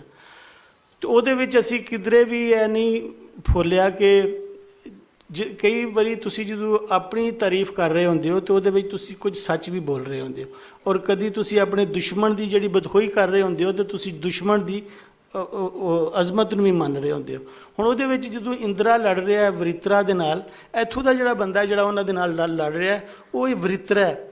ਉਹ ਇੰਦਰਾ ਉਹਦੇ 'ਚ ਰਿਗਵੇਦ 'ਚ ਲਿਖਿਆ ਕਿ ਅਸੀਂ ਬਾਰ-ਬਾਰ ਉਹਨੂੰ ਮਾਰਨੇ ਆ ਔਰ ਬਾਰ-ਬਾਰ ਉਹ ਜੀ ਪੈਂਦਾ ਔਰ ਸੱਪ ਵਾਂਗੂ ਹੈ ਔਰ ਸੱਪ ਉਹਦਾ ਨਿਸ਼ਾਨ ਹੈ, ਔਰ ਅਸੀਂ ਬਾਰ-ਬਾਰ ਉਹਨੂੰ ਮਾਰਨੇ ਆ ਔਰ ਬਾਰ-ਬਾਰ ਉਹ ਜੀ ਪੈਂਦਾ। ਅਸੀਂ ਅੱਜ ਤੱਕ ਇਹ ਲੱਭਣ ਦੀ ਕੋਸ਼ਿਸ਼ ਨਹੀਂ ਕੀਤੀ ਕਿ ਉਹ ਵਰਿਤਰਾ ਕੌਣ ਸੀ। ਬਈ ਉਹ ਜਿਹੜਾ ਇੰਦਰਾ ਉਹਨੂੰ ਮਾਰਨ ਵਾਲਾ ਹੈ, ਜਿਹੜਾ ਸਾਡੀਆਂ ਬਸਤੀਆਂ ਨੂੰ ਉਜਾੜਨ ਵਾਲਾ ਹੈ, ਅਗਨੀ ਦਿਓਤਾ, ਉਹਨੂੰ ਤੇ ਦਿਓਤਾ ਦੇ ਤੌਰ 'ਤੇ ਮੰਨਿਆ ਗਿਆ, ਸੂਰਿਆ ਨੂੰ, ਤੇ ਜਿਹੜਾ ਵਰਿਤਰਾ ਉਹ ਕੌਣ ਹੈ। ਇਹ ਬੜੀ ਮਤਲਬ ਹੈਰਾਨਗੀ ਹੁੰਦੀ ਹੈ ਵੇਖ ਕੇ ਕਿ ਵਰਿਤਰਾ ਕੌਣ ਸੀ ਔਰ ਵਰਿਤਰਾ ਨੂੰ ਅਸੀਂ ਕਿਉਂ ਨਹੀਂ ਮਾਣਿਆ, ਔਰ ਵਰਿਤਰਾ ਦੇ ਬਾਰੇ ਅਸੀਂ ਕਦੀ ਗੱਲ ਹੀ ਨਹੀਂ ਕੀਤੀ ਕਿ ਉਹ ਕੌਣ ਸੀ। ਫਿਰ ਜਿਹੜੀ ਤੁਸੀਂ ਗੱਲ ਕੀਤੀ ਸਿਕੰਦਰ ਦੀ ਔਰ ਪੋਰਸ ਦੀ, ਦੇਖੋ ਪੋਰਸ ਨੂੰ ਵੀ ਇੰਡੀਅਨ ਹਿਸਟਰੀ ਦੇ ਵਿੱਚ ਉਸ ਤਰ੍ਹਾਂ ਮੰਨਿਆ ਹੀ ਨਹੀਂ ਗਿਆ। ਪੋਰਸ ਦੀ ਗੱਲ ਬਹੁਤ ਬਾਅਦ ਵਿੱਚ ਹੋਈ ਔਰ ਬਹੁਤ ਥੋੜ੍ਹੇ ਲੋਕਾਂ ਨੇ ਕੀਤੀ, ਬਲਕਿ ਪੋਰਸ ਨੂੰ ਵੀ ਲੱਭਿਆ ਗਿਆ ਕਿਉਂਕਿ ਹਿੰਦੂ ਮਿਥਾਲੋਜੀ ਦੇ ਵਿੱਚ ਪੋਰਸ ਜਿਹੜਾ ਉਹ ਫਿੱਟ ਹੀ ਨਹੀਂ ਸੀ ਆਉਂਦਾ। ਜਿਸ ਵਕਤ ਉਹਨਾਂ ਨੇ ਆਰੀਆਵਰਤ ਬਣਾ ਲਿਆ ਹਿੰਦੂਆਂ ਨੇ, ਉੱਥੇ ਜਾ ਕੇ ਗੰਗਾ ਔਰ ਜਮਨਾ ਦੇ ਵਿਚਕਾਰ, ਤੇ ਜੋ ਗੰਗਾ ਜਮਨਾ ਦੇ ਵਿੱਚ ਆਉਂਦਾ ਸੀ ਉਹਨਾਂ ਉਹਨੂੰ ਹੀ ਮੰਨਿਆ। ਬਲਕਿ ਜਿਹੜੀ ਇੱਥੋਂ ਦੀ ਪਹਿਲੀ ਤ੍ਰਿਮੂਰਤੀ ਬਣੀ ਅਗਨੀ, ਸੂਰਿਆ ਔਰ ਇੰਦਰਾ, ਉਹਨੂੰ ਹਟਾ ਕੇ ਉਹਨਾਂ ਨੇ ਬ੍ਰਹਮਾ, ਸ਼ਿਵ ਔਰ ਵਿਸ਼ਨੂੰ ਦੀ ਉੱਥੇ ਜਾ ਕੇ ਇੱਕ ਨਵੀਂ ਤ੍ਰਿਮੂਰਤੀ ਬਣਾਈ। ਹੁਣ ਮਸਲਾ ਤਾਂ ਇਹ ਹੈ ਕਿ ਅਸੀਂ ਪੰਜਾਬੀਆਂ ਨੇ ਖੁਦ ਸਾਡੇ ਬਾਰੇ ਕਿਹਾ ਫਲਾਣੇ ਨੇ ਇਹ ਕਹਿਤਾ, ਫਲਾਣੇ ਨੇ ਇਹ ਕਹਿਤਾ, ਲੇਕਿਨ ਅਸੀਂ ਪੰਜਾਬੀਆਂ ਨੇ ਖੁਦ ਕਦੀ ਵੀ ਹੋਸ਼ ਦੇ ਨਾਲ, ਅਸੀਂ ਜੋਸ਼ ਦੇ ਨਾਲ ਨਾਅਰਾ ਤਾਂ ਮਾਰਦੇ ਹਾਂ, ਅਸੀਂ ਰੌਣਕ ਮੇਲਾ ਵੀ ਲਾ ਲੈਂਦੇ ਹਾਂ, ਢੋਲ ਢਮੱਕਾ ਵੀ ਕਰ ਲੈਂਦੇ ਹਾਂ, ਪਰ ਜਿਹੜੀ ਦਲੀਲ ਦੇ ਨਾਲ ਗੱਲ ਕਰਨੀ ਹੈ, ਅੱਜ ਤਾਂ ਸਵਾਲ ਇਹ ਹੋਏਗਾ ਵੀ ਤੁਸੀਂ ਅਗਰ ਮੈਂ ਕਹਿੰਦਾ ਮੇਰੀ ਹਜ਼ਾਰਾਂ ਸਾਲ ਦੀ ਤਾਰੀਖ ਹੈ ਤਾਂ ਮੈਨੂੰ ਸਾਬਤ ਕਰਨੀ ਪਏਗੀ ਨਾ ਮੇਰੀ ਹਜ਼ਾਰਾਂ ਸਾਲਾਂ ਦੀ ਕੀ ਤਾਰੀਖ ਹੈ। ਮੈਂ ਅਗਰ ਹੜੱਪਾ ਦੀ ਗੱਲ ਕਰਨਾ, ਮੈਂ ਗੰਧਾਰਾ ਦੀ ਗੱਲ ਕਰਨਾ, ਤੇ ਸਿਰਫ ਲਫ਼ਜ਼ ਦੇ ਨਾਲ ਲਵਾਂ, ਮੈਂ ਉਹਨੂੰ ਦੱਸਾਂ ਵੀ ਇਹ ਟਾਈਮ ਬਈ ਇੱਥੇ ਅਗਰ ਕਿਤਾਬੁਲ ਹਿੰਦ ਦੇ ਵਿੱਚ ਅਲ ਬਰੂਨੀ ਨੇ ਕੀ ਲਿਖਿਆ, ਰਾਜ ਤਰੰਗਣੀ ਦੇ ਵਿੱਚ ਕੀ ਲਿਖਿਆ ਗਿਆ ਹੈ, ਜਾਂ ਸ਼ਾਹਨਾਮਾ ਫਰਦੋਸੀ ਦੇ ਵਿੱਚ ਮੇਰੇ ਬਾਰੇ ਕੀ ਲਿਖਿਆ ਗਿਆ, ਅਸੀਂ ਕਦੀ ਉਹਨਾਂ ਨੂੰ ਫਰੋਲਿਆ ਹੀ ਨਹੀਂ ਪੰਜਾਬ ਦੇ। ਤੇ ਬਾਕੀ ਜਿਹੜੇ ਹਾਕਮ ਹੁੰਦੇ ਨੇ ਉਹਨਾਂ ਦੀ ਤੇ ਜਿਹੜੀ ਲਿਖੀ ਤਾਰੀਖ ਹੁੰਦੀ ਉਹ ਤੇ ਫਤਹਨਾਮਾ ਹੁੰਦਾ, ਉਹ ਤੇ ਉਹਨਾਂ ਨੇ ਆਪਣਾ ਹੀ ਉਹਨੂੰ ਬਿਆਨ ਕਰਨਾ ਹੁੰਦਾ। ਮੈਨੂੰ ਉਹਦੇ 'ਤੇ ਕੋਈ ਗਿਲਾ ਵੀ ਨਹੀਂ ਹੋ ਸਕਦਾ ਕਿ ਅੰਗਰੇਜ਼ਾਂ ਨੇ ਮੇਰੇ ਬਾਰੇ ਕੀ ਕਿਹਾ ਜਾਂ ਫਲਾਣੇ ਨੇ, ਕਿ ਮਸਲਾ ਤਾਂ ਇਹ ਹੈ ਕਿ ਮੈਂ ਉਹਨੂੰ ਕਿਵੇਂ ਲਿਆ। ਔਰ ਹਿਸਟਰੀ ਜਿਹੜੀ ਹੈ, ਜਿਸ ਤਰ੍ਹਾਂ ਥੋੜ੍ਹੀ ਜਿਹੀ ਗੱਲ ਕੀਤੀ ਜ਼ਹੀਰ ਭੱਟੂ ਨੇ, ਕਿ ਹਿਸਟਰੀ ਜਿਹੜੀ ਹੈ ਨਾ ਇੱਕ ਪੋਲੀਟੀਕਲ ਟੂਲ ਦੇ ਤੌਰ 'ਤੇ ਵੀ ਯੂਜ਼ ਕੀਤੀ ਜਾਂਦੀ ਹੈ ਅਕਸਰ, ਕਿ ਜਿਹੜਾ ਜਿਸ ਤਰ੍ਹਾਂ ਉਹਨੂੰ ਵੇਖਦਾ ਉਹਨੂੰ ਉਹ ਤੇ ਉਸੇ ਤਰ੍ਹਾਂ ਹੀ ਲਾਗੂ ਕਰਨ ਦੀ ਕੋਸ਼ਿਸ਼ ਕਰੇਗਾ ਜਿਹੜੀ ਉਹਨੂੰ ਸੂਟ ਕਰਦੀ ਹੋਏ। ਅੰਗਰੇਜ਼ਾਂ ਨੇ ਪਹਿਲਾਂ ਸਾਨੂੰ ਇਹ ਕਿਹਾ ਵੀ ਤੁਸੀਂ ਤੇ ਬੜੇ ਜਾਹਿਲ ਸੋ, ਗੰਵਾਰ ਸੋ, ਔਰ ਅਸੀਂ ਇਹ ਮੰਨ ਇਸ ਵਾਸਤੇ ਲਿਆ ਕਿ ਜਿਹੜੀਆਂ ਸਾਡੀਆਂ ਰੂਲਿੰਗ ਕਲਾਸਿਸ ਸਨ ਉਹਨਾਂ ਨੇ ਕਦੀ ਪੰਜਾਬ ਨੂੰ ਓਨ ਹੀ ਨਹੀਂ ਕੀਤਾ। ਮਤਲਬ ਤੁਸੀਂ ਅਗਰ, ਮੈਨੂੰ ਬੜੀ ਹੈਰਾਨਗੀ ਹੋਈ, ਮੈਂ ਸਮਝਦਾ ਸੀ ਕਿ ਬਹੁਤ ਸਾਰੇ ਜਿਹੜੇ ਟਰਾਈਬਸ ਨੇ ਸਾਡੇ, ਸ਼ਾਇਦ ਉਹ ਸਮਝਦੇ ਨੇ ਕਿ ਅਸੀਂ ਇਸ ਧਰਤੀ ਦੇ ਲੋਕ ਹਾਂ। ਮੈਂ 14 ਫੈਮਲੀਜ਼ ਜਿਹੜੀਆਂ ਆਪਣੇ ਆਪ ਨੂੰ ਕਹਿੰਦੀਆਂ ਸੀ ਰਾਜਪੂਤ, ਉਹਨਾਂ ਦੇ ਸ਼ਜਰਾ ਦੇਖੇ ਤਾਂ ਸਾਰੇ ਦੇ ਸਾਰੇ ਆਪਣੇ ਆਪ ਨੂੰ ਇਹ ਸਾਬਤ ਕਰਦੇ ਨੇ ਕਿ ਅਸੀਂ ਇੱਥੋਂ ਦੇ ਨਹੀਂ। ਕੋਈ ਕਹਿੰਦਾ ਅਸੀਂ ਜੈਸਲਮੀਰ ਦੇ ਹਾਂ, ਕੋਈ ਕਹਿੰਦਾ ਅਸੀਂ ਬੀਕਾਨੇਰ ਦੇ ਹਾਂ, ਕੋਈ ਬਟਨੇਰ ਦੇ ਹਾਂ, ਕੋਈ ਬਟਿਆਣੇ, ਇਸ ਤਰ੍ਹਾਂ ਦੇ ਉਹਨਾਂ ਦੇ ਨਾਂ ਨੇ, ਔਰ ਸਾਰੇ ਦੇ ਸਾਰੇ ਆਪਣੇ ਆਪ ਨੂੰ ਕਹਿੰਦੇ ਨੇ ਕਿ ਅਸੀਂ ਰਾਜਾ ਕਰਨ ਦੀ ਔਲਾਦ। ਅੱਛਾ, ਇਹ ਵੀ ਨਹੀਂ ਕਦੀ ਉਹਨਾਂ ਨੇ ਸੋਚਿਆ ਕਿ ਰਾਜਾ ਕਰਨ ਦੀ ਤੁਸੀਂ ਅਗਰ ਆਪਣੇ ਆਪ ਨੂੰ ਔਲਾਦ ਕਹਿ ਰਹੇ ਹੋ ਤਾਂ ਇਹ ਤਾਂ ਤੁਹਾਡੇ ਖਿਲਾਫ ਗੱਲ ਜਾਂਦੀ ਹੈ। ਰਾਜਾ ਕਰਨ ਹੋਵੇ ਜਿਹੜਾ ਕੌਰਵ ਰਾਜਾ ਸੀ ਔਰ ਜਿਹੜੇ ਜੰਗ ਹਾਰ ਗਏ ਮਹਾਭਾਰਤ, ਤੇ ਤੁਸੀਂ ਆਪਣੇ ਆਪ ਨੂੰ ਉਹਦੀ ਔਲਾਦ ਕਹਿ ਰਹੇ ਹੋ। ਤੇ ਜਿਹੜੀਆਂ ਰੂਲਿੰਗ ਅਲੀਟ ਸੀ ਸਾਡੀਆਂ, ਰੂਲਿੰਗ ਕਲਾਸਿਸ ਸੀ, ਜਿਨ੍ਹਾਂ ਨੇ ਆਪਣੇ ਸ਼ਜਰੇ ਲਿਖਾਏ, ਔਰ ਇੱਥੇ ਬਾਜ਼ਾਰ ਹਕੀਮਾਂ ਦੇ ਵਿੱਚ ਇੱਕ ਬਕਾਇਦਾ ਸ਼ਜਰਾ ਮੁਨਸ਼ੀ ਹੁੰਦੇ ਸਨ ਜਿਨ੍ਹਾਂ ਨੂੰ ਤੁਸੀਂ ਪੈਸੇ ਦਿੰਦੇ ਸੋ ਔਰ ਤੁਹਾਡਾ ਸ਼ਜਰਾ ਲਿਖਦੇ ਸਨ। ਅੱਜ ਬਹੁਤ ਸਾਰੇ ਲੋਕਾਂ ਦੇ ਕੋਲ ਜਿਹੜੇ ਸ਼ਜਰੇ ਉਹਨਾਂ ਦੇ ਘਰਾਂ ਦੇ ਵਿੱਚ ਪਏ ਨੇ, ਜਾਂ ਹੁਣ ਤੇ ਕਰਕੇ ਸਪਿਟ ਗਏ ਨੇ ਸਾਰੇ। ਉਹ ਸ਼ਜਰੇ ਸਾਰੇ ਦੇ ਸਾਰੇ ਬਣਾਏ ਗਏ ਸਨ, ਉਹਨਾਂ 'ਚ ਕੋਈ ਵੀ ਸੱਚ ਨਹੀਂ। ਮੈਨੂੰ ਕਿਸੇ ਨੇ ਦੱਸਿਆ, ਮਰਾਸੀ ਨੇ, ਕਿ 7 ਪੀੜ੍ਹੀਆਂ ਜਿਹੜੀਆਂ ਹੁੰਦੀਆਂ ਨੇ ਉਹ ਸੱਚ ਹੁੰਦਾ, ਬਾਕੀ ਸਰਕਾਰੀ ਹੁੰਦਾ ਸਾਰਾ। ਸਾਰੇ ਲੋਕਾਂ ਦੇ ਉੱਤੇ ਜਾ ਕੇ ਸ਼ਜਰਾ ਉਹੀ ਰਾਜਾ ਕਰਨ ਦੇ ਨਾਲ ਜਾ ਕੇ ਨਾ ਮਿਲ ਜਾਂਦਾ। ਤੇ ਮਸਲਾ ਇਹ ਵੇ ਕਿ ਜਿੰਨੀ ਦੇਰ ਤੱਕ ਅਸੀਂ ਆਪਣੀ ਵਡਿਆਈ ਇਸ ਵਿੱਚ ਨਹੀਂ ਲੱਭਦੇ ਕਿ ਅਸੀਂ ਇਸ ਧਰਤੀ ਦੇ ਹਾਂ, ਔਰ ਧਰਤੀ ਦੇ ਨਾਲ ਪਿਆਰ ਦਾ ਕਦੀ ਵੀ ਇਹ ਮਤਲਬ ਨਹੀਂ ਹੋਣਾ ਚਾਹੀਦਾ ਕਿ ਮੈਂ ਅਗਰ ਲਾਹੌਰ ਵਿੱਚ ਬੈਠਾ ਤੇ ਮੈਂ ਕਿਸੇ ਬਲੋਚ ਦੇ ਖਿਲਾਫ ਗੱਲ ਕਰਾਂ, ਨਾ ਇਹ ਮਤਲਬ ਹੋ ਸਕਦਾ ਕਿ ਮੈਂ ਕਿਸੇ ਪਠਾਨ ਦੇ ਖਿਲਾਫ ਗੱਲ ਕਰਾਂ ਜਾਂ ਮੈਂ ਕਿਸੇ ਸਿੰਧੀ ਦੇ ਖਿਲਾਫ ਗੱਲ ਕਰਾਂ। ਆਪਣੀ ਧਰਤੀ ਦੇ ਨਾਲ ਪਿਆਰ ਕਰਨਾ, ਆਪਣੀ ਬੋਲੀ ਦੇ ਨਾਲ ਪਿਆਰ ਕਰਨਾ, ਇਹਦਾ ਮਤਲਬ ਕੋਈ ਦੁਸ਼ਮਣੀ ਨਹੀਂ ਕਿ ਮੈਂ ਕਿਸੇ ਦੂਸਰੇ ਦਾ ਕੋਈ ਦੁਸ਼ਮਣ ਹਾਂ। ਔਰ ਸਾਨੂੰ ਗੱਲ ਕਰਦਿਆਂ ਹੋਇਆਂ ਵੀ ਇਹਨਾਂ ਨੂੰ ਜ਼ਰਾ ਗੌਰ ਕਰਨਾ ਚਾਹੀਦਾ ਕਿ ਅਸੀਂ ਕਈ ਦਫਾ ਨਾਅਰੇ ਮਾਰਦੇ ਹੋਇਆਂ ਕਈ ਵਾਰੀ ਐਸੇ ਨਾਅਰੇ ਮਾਰ ਬੈਠੇ ਹਾਂ ਕਿ ਜਿਹੜੇ ਸੱਜਦੇ ਨਹੀਂ। ਪੰਜਾਬ ਸਿਰਫ ਕੋਈ ਦੁਸ਼ਮਣਦਾਰ ਪੰਜਾਬ ਨਹੀਂ ਕਿ ਘੋੜੀ ਤੇ ਚੜਿਆ, ਮੁੱਛਾਂ ਤੇ ਵੱਢ ਦਿੱਤਾ ਹੈ ਤੇ ਹੱਥ 'ਚ ਡਾਂਗ ਫੜੀ। ਪੰਜਾਬ ਹੈ ਨਹੀਂ, ਪੰਜਾਬ ਫਕੀਰੀ ਵੀ ਹੈ, ਪੰਜਾਬ ਇਸ਼ਕ ਵੀ ਹੈ। ਤੇ ਇਸ ਵਾਸਤੇ ਹੁਣ ਤੁਸੀਂ ਆਪਣੀ ਜਿਹੜੀ ਤੁਹਾਡੇ ਵੰਜਲੀ ਹੈ ਨਾ, ਹੁਣ ਮੇਰੇ ਖਿਆਲ ਵੰਜਲੀ ਵਜਾਓ ਤੇ ਆਪਣੇ ਉਹ ਕਲਾ ਨੂੰ ਜਗਾਓ ਤੇ ਫਿਰ ਹੀ ਹੈ। ਵਰਨਾ ਤੁਸੀਂ ਬਹੁਤ ਅਗਰ ਨਫ਼ਰਤ ਦੀ ਗੱਲ ਕਰੋਗੇ, ਇੱਕ ਜਜ਼ਬਾਤੀ ਜੀ ਗੱਲ ਕਰੋਗੇ, ਕਿ ਦੂਸਰਿਆਂ ਨੂੰ ਹੁਕਮ ਉਹਨਾਂ ਦੇ ਉੱਤੇ ਹੁਕੂਮਤ ਕਰਨ ਦੀ ਗੱਲ ਕਰੋਗੇ, ਉਹ ਗੱਲ ਜਿਹੜੀ ਹੈ ਨਾ ਉਹ ਤੁਹਾਡੇ ਖਿਲਾਫ ਜਾਏਗੀ। ਤੇ ਇਸ ਵਾਸਤੇ ਮੇਰਾ ਖਿਆਲ ਹੈ ਕਿ ਰਾਂਝੇ ਦੀ ਵੰਜਲੀ ਹੀ ਠੀਕ ਹੈ, ਉਹਦੇ ਤੋਂ ਕੰਮ ਲੈਣਾ ਚਾਹੀਦਾ।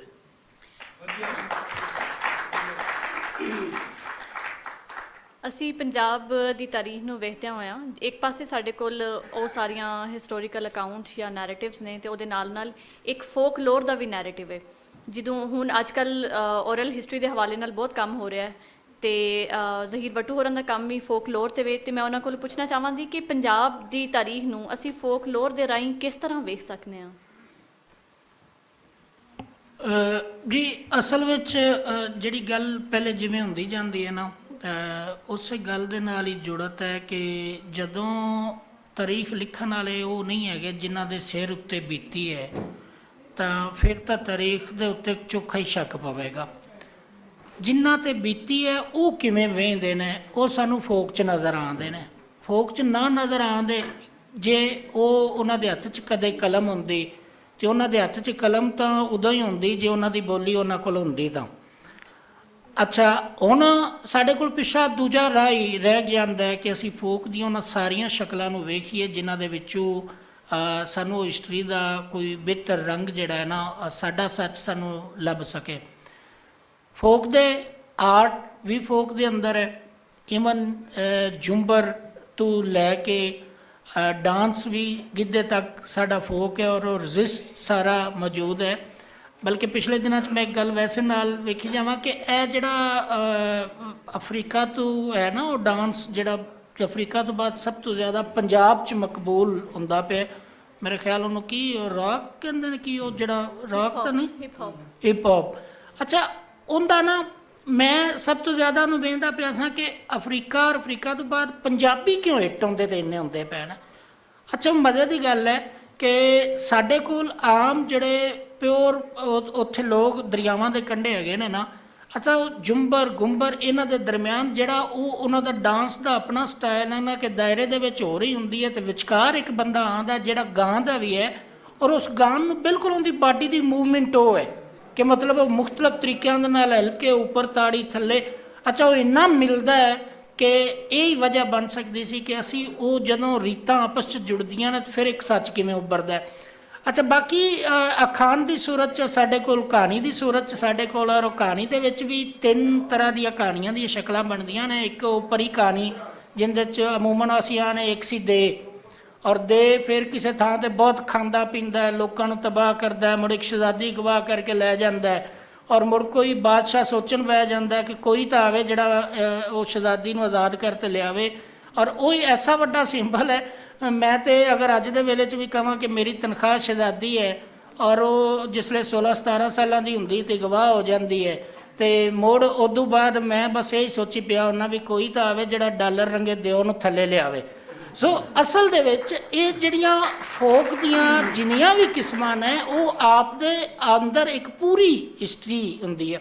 ਵਾਰਾਂ ਨੇ ਸਾਡੇ ਕੋਲ, ਔਰ ਵਾਰਾਂ ਬੇਸ਼ੱਕ ਫੋਕ ਦਾ ਕਈ ਥਾਵਾਂ 'ਤੇ ਦਰਜਾ ਹੈ, ਸਾਨੂੰ ਉਹਨਾਂ ਦਾ ਪਤਾ ਵੀ ਨਹੀਂ ਲੱਗਦਾ। ਜਿਹੜੇ ਲਿਖਤੀ ਰੂਪ 'ਚ ਨੇ ਅਗਰ ਅਸੀਂ ਉਹਨਾਂ ਨੂੰ ਵੀ ਵੇਖੀਏ ਤੇ ਮਾਲੂਮ ਵਾਰਾਂ ਤੋਂ ਲੈ ਕੇ ਬਾਬਰ ਬਾਨੀ ਦੀ ਅਗਰ ਸੂਰਤ ਵੇਖੋ, ਨਾਦਰ ਸ਼ਾਹ ਦਾ ਹਮਲਾ ਵੇਖੋ, ਉੱਥੇ ਕਿਵੇਂ ਦੀਆਂ ਹਾਲਤਾਂ ਹੁੰਦੀਆਂ ਪਈਆਂ ਨੇ। ਜੰਗੇ ਹਿੰਦ ਪੰਜਾਬ ਤੱਕ ਜਿਹੜੀਆਂ ਵਾਰਾਂ ਨੇ ਉਹ ਇੱਕ ਪੰਜਾਬ ਦਾ ਨੈਰੇਟਿਵ ਆਦਾ ਦਿੰਦੇ ਨੇ, ਲੇਕਿਨ ਦੂਜੇ ਮਣੇ ਗੰਡਾ ਸਿੰਘ ਦਾ ਅੰਗਰੇਜ਼ਾਂ ਨੇ ਪੰਜਾਬ 'ਤੇ ਕਬਜ਼ਾ ਜਿਹੜਾ ਹੈ, ਉਸ ਕਿਤਾਬ ਦੀ ਸੂਰਤ ਦੇ ਵਿੱਚ ਉਹਨਾਂ ਬਹੁਤ ਸਾਰੀਆਂ ਸ਼ੈਵਾਂ ਜੋੜ ਕੇ ਵੇਖੀਆਂ। ਮੁਹੰਮਦ ਆਸਫ ਖਾਨ ਨੇ ਵਾਰ ਦੇ ਨਾਲ ਡਿਸਕਸ ਕੀਤਾ ਜੰਗੇ ਹਿੰਦ ਪੰਜਾਬ ਸ਼ਾਹ ਮੁਹੰਮਦ ਦੀ, ਉਹਦੇ 'ਚ ਬੜੀਆਂ ਚੀਜ਼ਾਂ ਨੇ। ਅਖਾਣਾਂ ਦੇ ਵਿੱਚ ਬੜੇ ਮਸ਼ਹੂਰ ਅਖਾਣ ਨੇ, ਉਹ ਖਾਦਾ ਪੀਤਾ ਲਾਏ ਦਾ, ਬਾਕੀ ਅਹਿਮਦ ਸ਼ਾਹ ਦਾ, ਕਿ ਉਹ ਅਹਿਮਦ ਸ਼ਾਹ ਦੇ 7 ਹਮਲੇ ਲਿਖੇ ਜਾਂਦੇ ਨੇ, ਲੇਕਿਨ 8 ਮੇਰਾ ਖਿਆਲ ਹੈਗੇ ਨੇ। ਔਰ ਉਹਨਾਂ 8 ਹਮਲਿਆਂ ਦੇ ਅੰਦਰ ਨਾਲ ਫੋਕਲੋਰ ਜਿਹੜੀ ਕਹਾਣੀ ਦੀ ਸੂਰਤ ਹੈ ਨਾ, ਅਗਰ ਉਹਨਾਂ ਨੂੰ ਪੜ੍ਹੋ ਤੁਸੀਂ ਤੇ ਉਹ ਉਦੋਂ ਵੀ ਸਵਾਦ ਹੈ ਕਿ ਇਹ ਜਿਸਲੇ ਸਾਰੇ ਹੁਣ ਲਫ਼ਜ਼ ਪਠਾਨ ਮੈਂ ਕੋਈ ਕਬੀਲੇ ਤਾਂ ਨਹੀਂ ਪਾ ਕਰਦਾ, ਅਸਲ ਜਿਸਲੇ ਹਮਲਾ ਆਵਰ ਜਿਹੜੇ ਆਉਂਦੇ ਨੇ ਤੇ ਉਹ ਇਨਵੇਡਰਸ ਇਹ ਤਾਂ ਨਹੀਂ ਹੈਗੇ ਕਿ ਇੱਕ ਲਾਈਨ ਬਣਾ ਤੇ ਜੀਟੀ ਰੋਡ ਤੋਂ ਆਪਣੇ ਘੋੜੇ ਔਰ ਹਾਥੀ ਲਗਾਈ ਲਿਆਉਂਦੇ ਨੇ। ਉਹਨਾਂ ਦੇ ਪੈਰਾਂ ਹੇਠ ਜਿੰਨੇ ਮੱਦੇ ਜਾ ਰਹੇ ਨੇ, ਔਰ ਸਿਰਫ ਮੱਦੇ ਨਹੀਂ ਜਾ ਰਹੇ, ਇੱਥੋਂ ਸਵਾਨੀਆਂ ਚੁੱਕ ਕੇ ਲੈ ਜਾਣਾ ਔਰ ਉਹਨਾਂ ਮੰਡੀਆਂ ਦੇ ਵਿੱਚ ਮਤਲਬ ਉਹਨਾਂ ਦੇ ਕੱਪੜੇ ਲਾ ਕੇ, ਉਹਨਾਂ ਦੀ ਬੋਲੀ ਲਾ ਕੇ ਉਹਨਾਂ ਨੂੰ ਵੇਚਿਆ ਜਾਣਾ। ਹੁਣ ਆਇਆ ਨਾਦਰ ਫਟੀ ਚਾਦਰ, ਚੁੱਲ੍ਹੇ ਰਿੱਝਣ ਚੌਲ ਕੁੜੇ। ਹੁਣ ਉਧਰ ਨਾਦਰ ਦੀ ਜੇ ਵਾਰ ਪੜੋ ਤੇ ਉਹ ਜਿਸ ਤਰ੍ਹਾਂ ਉਹ ਆਉਂਦਾ ਕਿ ਔਰਤਾਂ ਪਹਿਲੇ ਆਪਣੇ ਹੱਥ ਦੇ ਵਿੱਚ ਛੁਰੀ ਫੜ ਕੇ ਬੈਠੀਆਂ ਨੇ, ਜੀ ਅਗਲਾ ਸ਼ਹਿਰ ਤੋਂ ਆਵਾ ਨਿਕਲਦਾ ਤੇ ਮੈਂ ਆਪਣਾ ਗਲਾ ਕੱਟ ਲਵਾਂ, ਮੈਂ ਖੂਹ 'ਚ ਛਾਲ ਮਾਰ ਲਵਾਂ, ਕਿਉਂਕਿ ਉਹਦੇ ਫੌਜੀ ਜਿਸ ਤਰ੍ਹਾਂ ਚੁੱਕ ਕੇ ਲਿਜਾਂਦੇ ਨੇ ਔਰ ਉਹ ਜੋ ਸੂਰਤ ਕਰਦੇ ਪਏ ਨੇ ਉਹ ਸਾਨੂੰ ਕਦੇ ਵੀ ਨਹੀਂ ਮਤਲਬ ਪੜ੍ਹਾਇਆ ਲਿਖਾਇਆ ਜਾਂ ਉਸ ਤਰ੍ਹਾਂ ਵੇਖਿਆ ਜਾਂਦਾ। ਅੱਛਾ, ਤੀਜਾ ਰੂਪ ਅਗਰ ਮੈਂ ਫੋਕ ਦੇ ਨਾਲ ਸੂਫੀ ਮਿਲਾਵਾਂ ਤੇ ਮਸਲਾ ਇਹ ਜੋ ਬਣ ਜਾਂਦਾ ਹੈ ਕਿ ਜੇ ਇਹ ਪੰਜਾਬੀ ਨੂੰ ਹੁਣ ਕੀਤਾ ਜਾਵੇ ਤਾਂ ਫਿਰ ਬੁੱਲਾ ਪੜ੍ਹਾਉਣਾ ਪੈਣਾ ਹੈ, ਤੇ ਫਿਰ ਬੁੱਲੇ ਨੇ ਜਿਹੜਾ ਆਖਿਆ ਉਹ ਅਸਲ ਤਾਰੀਖ ਹੈ। ਅੱਛਾ, ਫਿਰ ਵਾਰਸ ਸ਼ਾਹ ਪੜ੍ਹਾਉਣਾ ਪੈਣਾ ਹੈ, ਫਿਰ ਵਾਰਸ ਜੋ ਆਉਂਦਾ ਪਿਆ ਉਹ ਵੀ ਮੰਨਣਾ ਪੈਣਾ ਹੈ, ਫਿਰ ਵਾਰਾਂ ਵੀ ਮੰਨੀਆਂ ਪੈਣੀਆਂ ਨੇ, ਫਿਰ ਲੋਕ ਅਦਬ ਵੀ ਮੰਨਣਾ ਪੈਣਾ ਹੈ, ਔਰ ਉਹ ਮਨੀਜੇਗਾ ਤੇ ਫਿਰ ਕਈ ਡਵਣਗੇ। ਸੋ ਮੈਂ ਅੱਗੇ ਕਿਹਾ ਸੀ ਕਿ ਇਲਮ ਡਵਣ ਦਾ ਨਾਂ ਨਹੀਂ ਹੈਗਾ, ਇਲਮ 'ਚ ਮੁਖਾਲਫ ਬੰਦਾ ਔਰ ਇੱਕ ਸਾਈਡ ਤੇ ਦੂਜੀ ਸਾਈਡ ਵਾਲਾ ਦੋਨੋਂ ਅਸਲ ਦੇ ਵਿੱਚ ਇੱਕੋ ਕੰਮ ਕਰਦੇ ਪਏ ਹੁੰਦੇ ਨੇ, ਲੇਕਿਨ ਗੱਲ ਇਹ ਹੈ ਕਿ ਦੂਜੇ ਦਾ ਬਿਆਨੀਆ ਸੁਣਿਆ ਜਾਵੇ। ਉਹਨੇ ਹਾਥੀ ਨੂੰ ਹੋ ਸਕਦਾ ਸੱਜੇ ਪਾਸੋਂ ਵੇਖਿਆ ਹੋਵੇ ਤੇ ਅਸੀਂ ਖੱਬੇ ਮਨੂੰ ਪਵੇ ਨੇ, ਜ਼ਰਾ ਦੋਵੇਂ ਜੋੜ ਕੇ ਵੇਖ ਲਓ ਤੇ ਉਹਦੇ ਤੋਂ ਬਾਅਦ ਜਿੰਦਾ ਥੋੜਾ ਜਿਹਾ ਪੂਰਾ ਹਾਥੀ ਬਣਦਾ ਪਿਆ, ਜ਼ਰਾ ਉਹ ਵੀ ਗੱਲ ਮੰਨ ਲਓ, ਪਰ ਸਾਨੂੰ ਤਾਂ ਮੰਨਦੇ ਕੋਈ ਨਹੀਂ ਨਾ। ਬਾਕੀ ਡੋਲੇ ਸੌਰੀ ਮੇਰੇ ਹਾਲ ਟਾਈਮ ਨਹੀਂ ਹੈਗਾ, ਬਹੁਤ ਸਾਰੀਆਂ ਚੀਜ਼ਾਂ ਹਨ, ਅਗਰ ਸੌਂਗ ਡੋਲੇ ਸੁਣਨਾ ਜਿੰਨਾ ਚਾਹਨ ਮੇਰੇ ਖਿਆਲ ਉਹਨੂੰ ਰਹਿਣ ਦਈਏ, ਵੈਸੇ ਲਿਖੇ ਹੋਏ ਸ਼ੇਅਰ ਨੇ। ਕਰਨਾ ਚਾਹੋ ਤੇ ਜੀ ਐਸੇ ਗੱਲ ਨੂੰ ਅੱਗੇ ਲੈ ਕੇ ਕਿ ਆਵਾਮ ਦੇ ਵੱਲੋਂ ਜਿਹੜਾ ਅਸੀਂ ਜਿਸ ਤਰ੍ਹਾਂ ਫੋਕਲੋਰ ਦੀ ਗੱਲ ਕੀਤੀ, ਮੈਂ ਇਕਬਾਲ ਕੈਸਰ ਹੋਰਾਂ ਨੂੰ ਨੂੰ ਪੁੱਛਾਂਗੀ ਕਿ ਜਿਹੜਾ ਅਵਾਮੀ ਬਿਆਨੀਆ ਹੈ ਕਿ ਪੰਜਾਬ ਦੀ ਤਾਰੀਖ ਵਿੱਚ ਸਾਨੂੰ ਉਹ ਵੀ ਕਿਧਰੇ ਨਜ਼ਰ ਆਉਂਦਾ ਹੈ, ਜਾਂ ਆਵਾਮ ਦਾ ਕਿਰਦਾਰ ਜਿਹੜਾ ਵੇ ਉਹ ਕਿਸ ਹੱਦ ਤੱਕ ਸਾਨੂੰ ਨਜ਼ਰ ਆਉਂਦਾ ਹੈ? ਜੀ ਹਾਂ ਜੀ, ਅਗਰ ਅਸੀਂ ਪੰਜਾਬ ਦੀ ਤਾਰੀਖ ਦੇ ਵਿੱਚ ਆਵਾਮ ਦੇ ਬਿਆਨੀਆਂ ਦੀ ਗੱਲ ਕਰੀਏ, ਮੇਰਾ ਖਿਆਲ ਦੋਸਤਾਂ ਨੂੰ ਬਹਿ ਜਾਣ ਦਈਏ ਫਿਰ ਗੱਲ ਕਰਨੇ ਆ।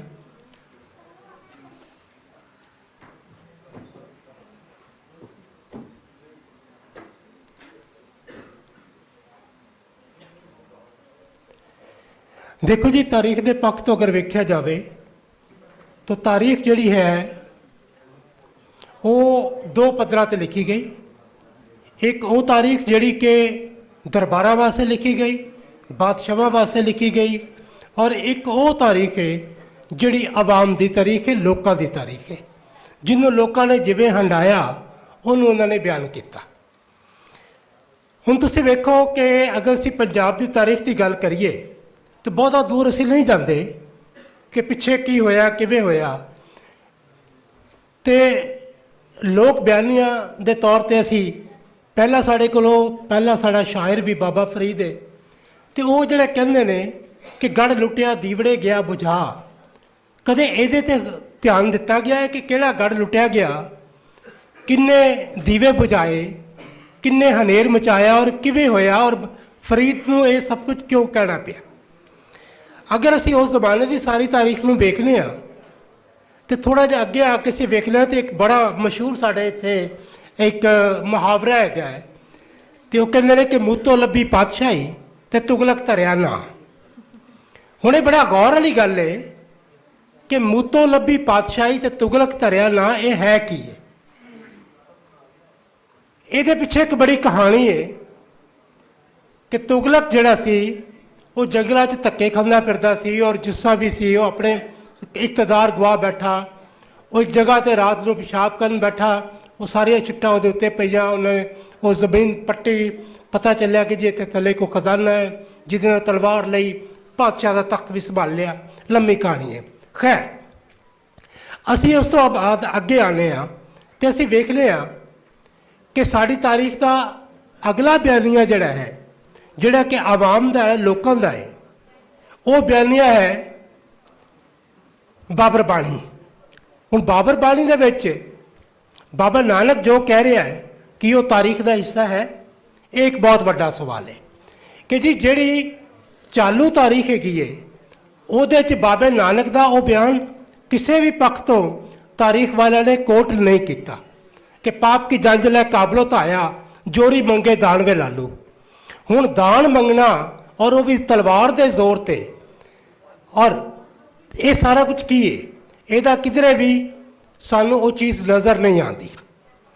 ਹੁਣ ਬਾਦਸ਼ਾਹਾਂ ਦੀ ਤਾਰੀਖ ਅਸੀਂ ਇੱਥੇ ਅਗਰ ਕੰਪੈਰੀਜ਼ਨ ਕਰ ਲਈਏ, ਦੋ ਦੀ ਤੁਲਨਾ ਕਰੀਏ, ਤੇ ਵੇਖੋ ਬਾਬਰ ਜਿਹੜਾ ਹੈ ਉਹ ਆਪਣਾ ਇੱਕ ਬਾਬਰਨਾਮਾ ਜਿਹੜਾ ਲਿਖਦਾ ਪਿਆ ਹੈ, ਜਾਂ ਤੁਸੀਂ ਕਿ ਬਾਬਰੀ ਜਿਹੜਾ ਲਿਖ ਰਿਹਾ ਹੈ, ਉਹਦੇ 'ਚ ਉਹ ਆਪਣੀ ਅਫੀਮ ਦੀ ਗੱਲ ਤੇ ਕਰਦਾ ਹੈ ਕਿ ਉਹ ਮਜੂਨ ਖਾਦੀ, ਅਫੀਮ ਖਾਦੀ ਔਰ ਐਸ਼ੋ ਇਸ਼ਰਤ ਕੀਤੀ, ਸ਼ਰਾਬ ਵੀ ਪੀਂਦਾ, ਸਭ ਕੁਝ ਕਰਦਾ ਹੈ, ਔਰ ਦੱਸਦਾ ਕਿ ਮੈਂ ਇਹ ਕੀ ਕੀਤਾ। ਲੇਕਿਨ ਉਹ ਇਹ ਨਹੀਂ ਦੱਸਦਾ ਕਿ ਉਹਨੇ ਐਮਨਾਬਾਦ ਦੇ ਵਿੱਚ ਕੀ ਕੀਤਾ। ਐਮਨਾਬਾਦ 'ਚ ਉਹਨੇ ਜੋ ਕੁਝ ਕੀਤਾ, ਜਿਹੜਾ ਉੱਥੇ ਉਹਨੇ ਕਤਲੇਆਮ ਕੀਤਾ ਲੋਕਾਂ ਦਾ, ਜਿਹੜਾ ਸਿਰਾਂ ਦੇ ਮੀਨਾਰ ਬਣਾਏ, ਜਿਹੜੇ ਸੁਹਾਗਣਾਂ ਨੇ ਆਪਣੇ ਸਿਰ ਦੇ ਵਿੱਚ ਖੇ ਪਾਈ ਉਸ ਮੈਦਾਨ ਦੀ ਚੁੱਕ ਕੇ, ਉਹ ਬਿਆਨੀਆਂ ਕੌਣ ਕਰਦਾ ਹੈ? ਉਹ ਬਿਆਨੀਆਂ ਕੋਈ ਹੋਰ ਨਹੀਂ ਕਰਦਾ, ਕੋਈ ਤਾਰੀਖਦਾਰ ਨਹੀਂ ਕਰਦਾ ਸਿਵਾਏ ਬਾਬੇ ਨਾਨਕ ਤੋਂ, ਕਿਉਂਕਿ ਉਹ ਪੱਖ ਸੀ ਕਿਹਦਾ? ਆਵਾਮ ਦਾ, ਲੋਕਾਂ ਦਾ ਪੱਖ ਸੀ।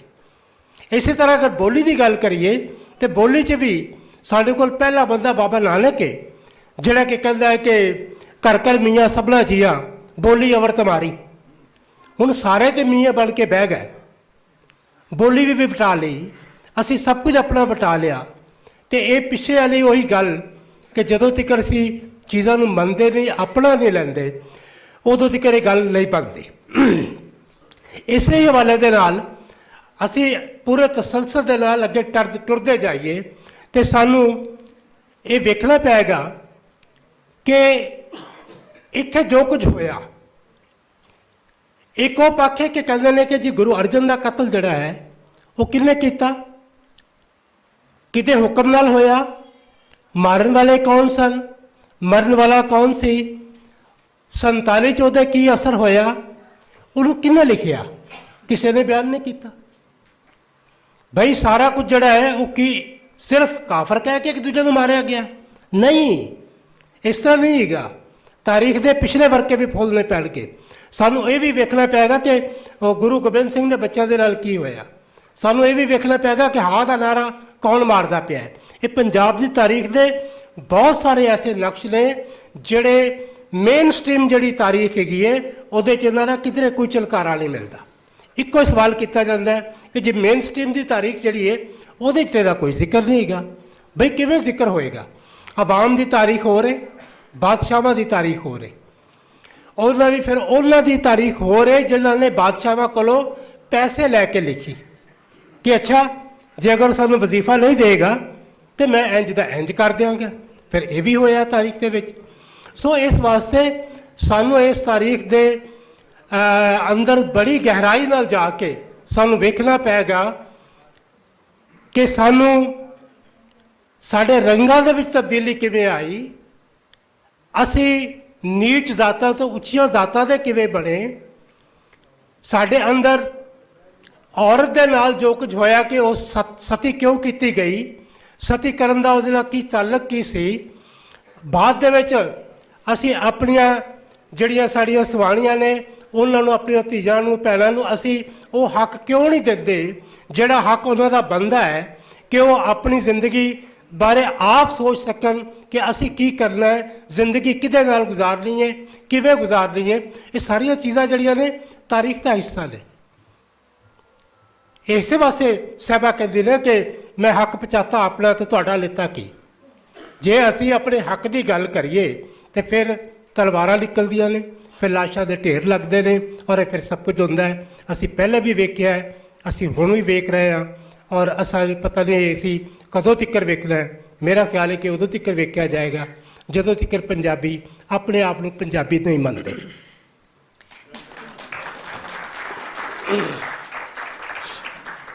ਅਸੀਂ ਤਾਰੀਖ ਦੇ ਪਾੜਵੇਂ ਬਿਆਨੀਆਂ ਦੇ ਉੱਤੇ ਗੱਲ ਕਰ ਰਹੇ ਹਾਂ ਤੇ ਬਾਦਸ਼ਾਹਾਂ ਦੇ ਥਰੂ ਲਹਾਈ ਹੋਈ ਤਾਰੀਖ ਦੇ ਉੱਤੇ ਗੱਲ ਹੋਈ।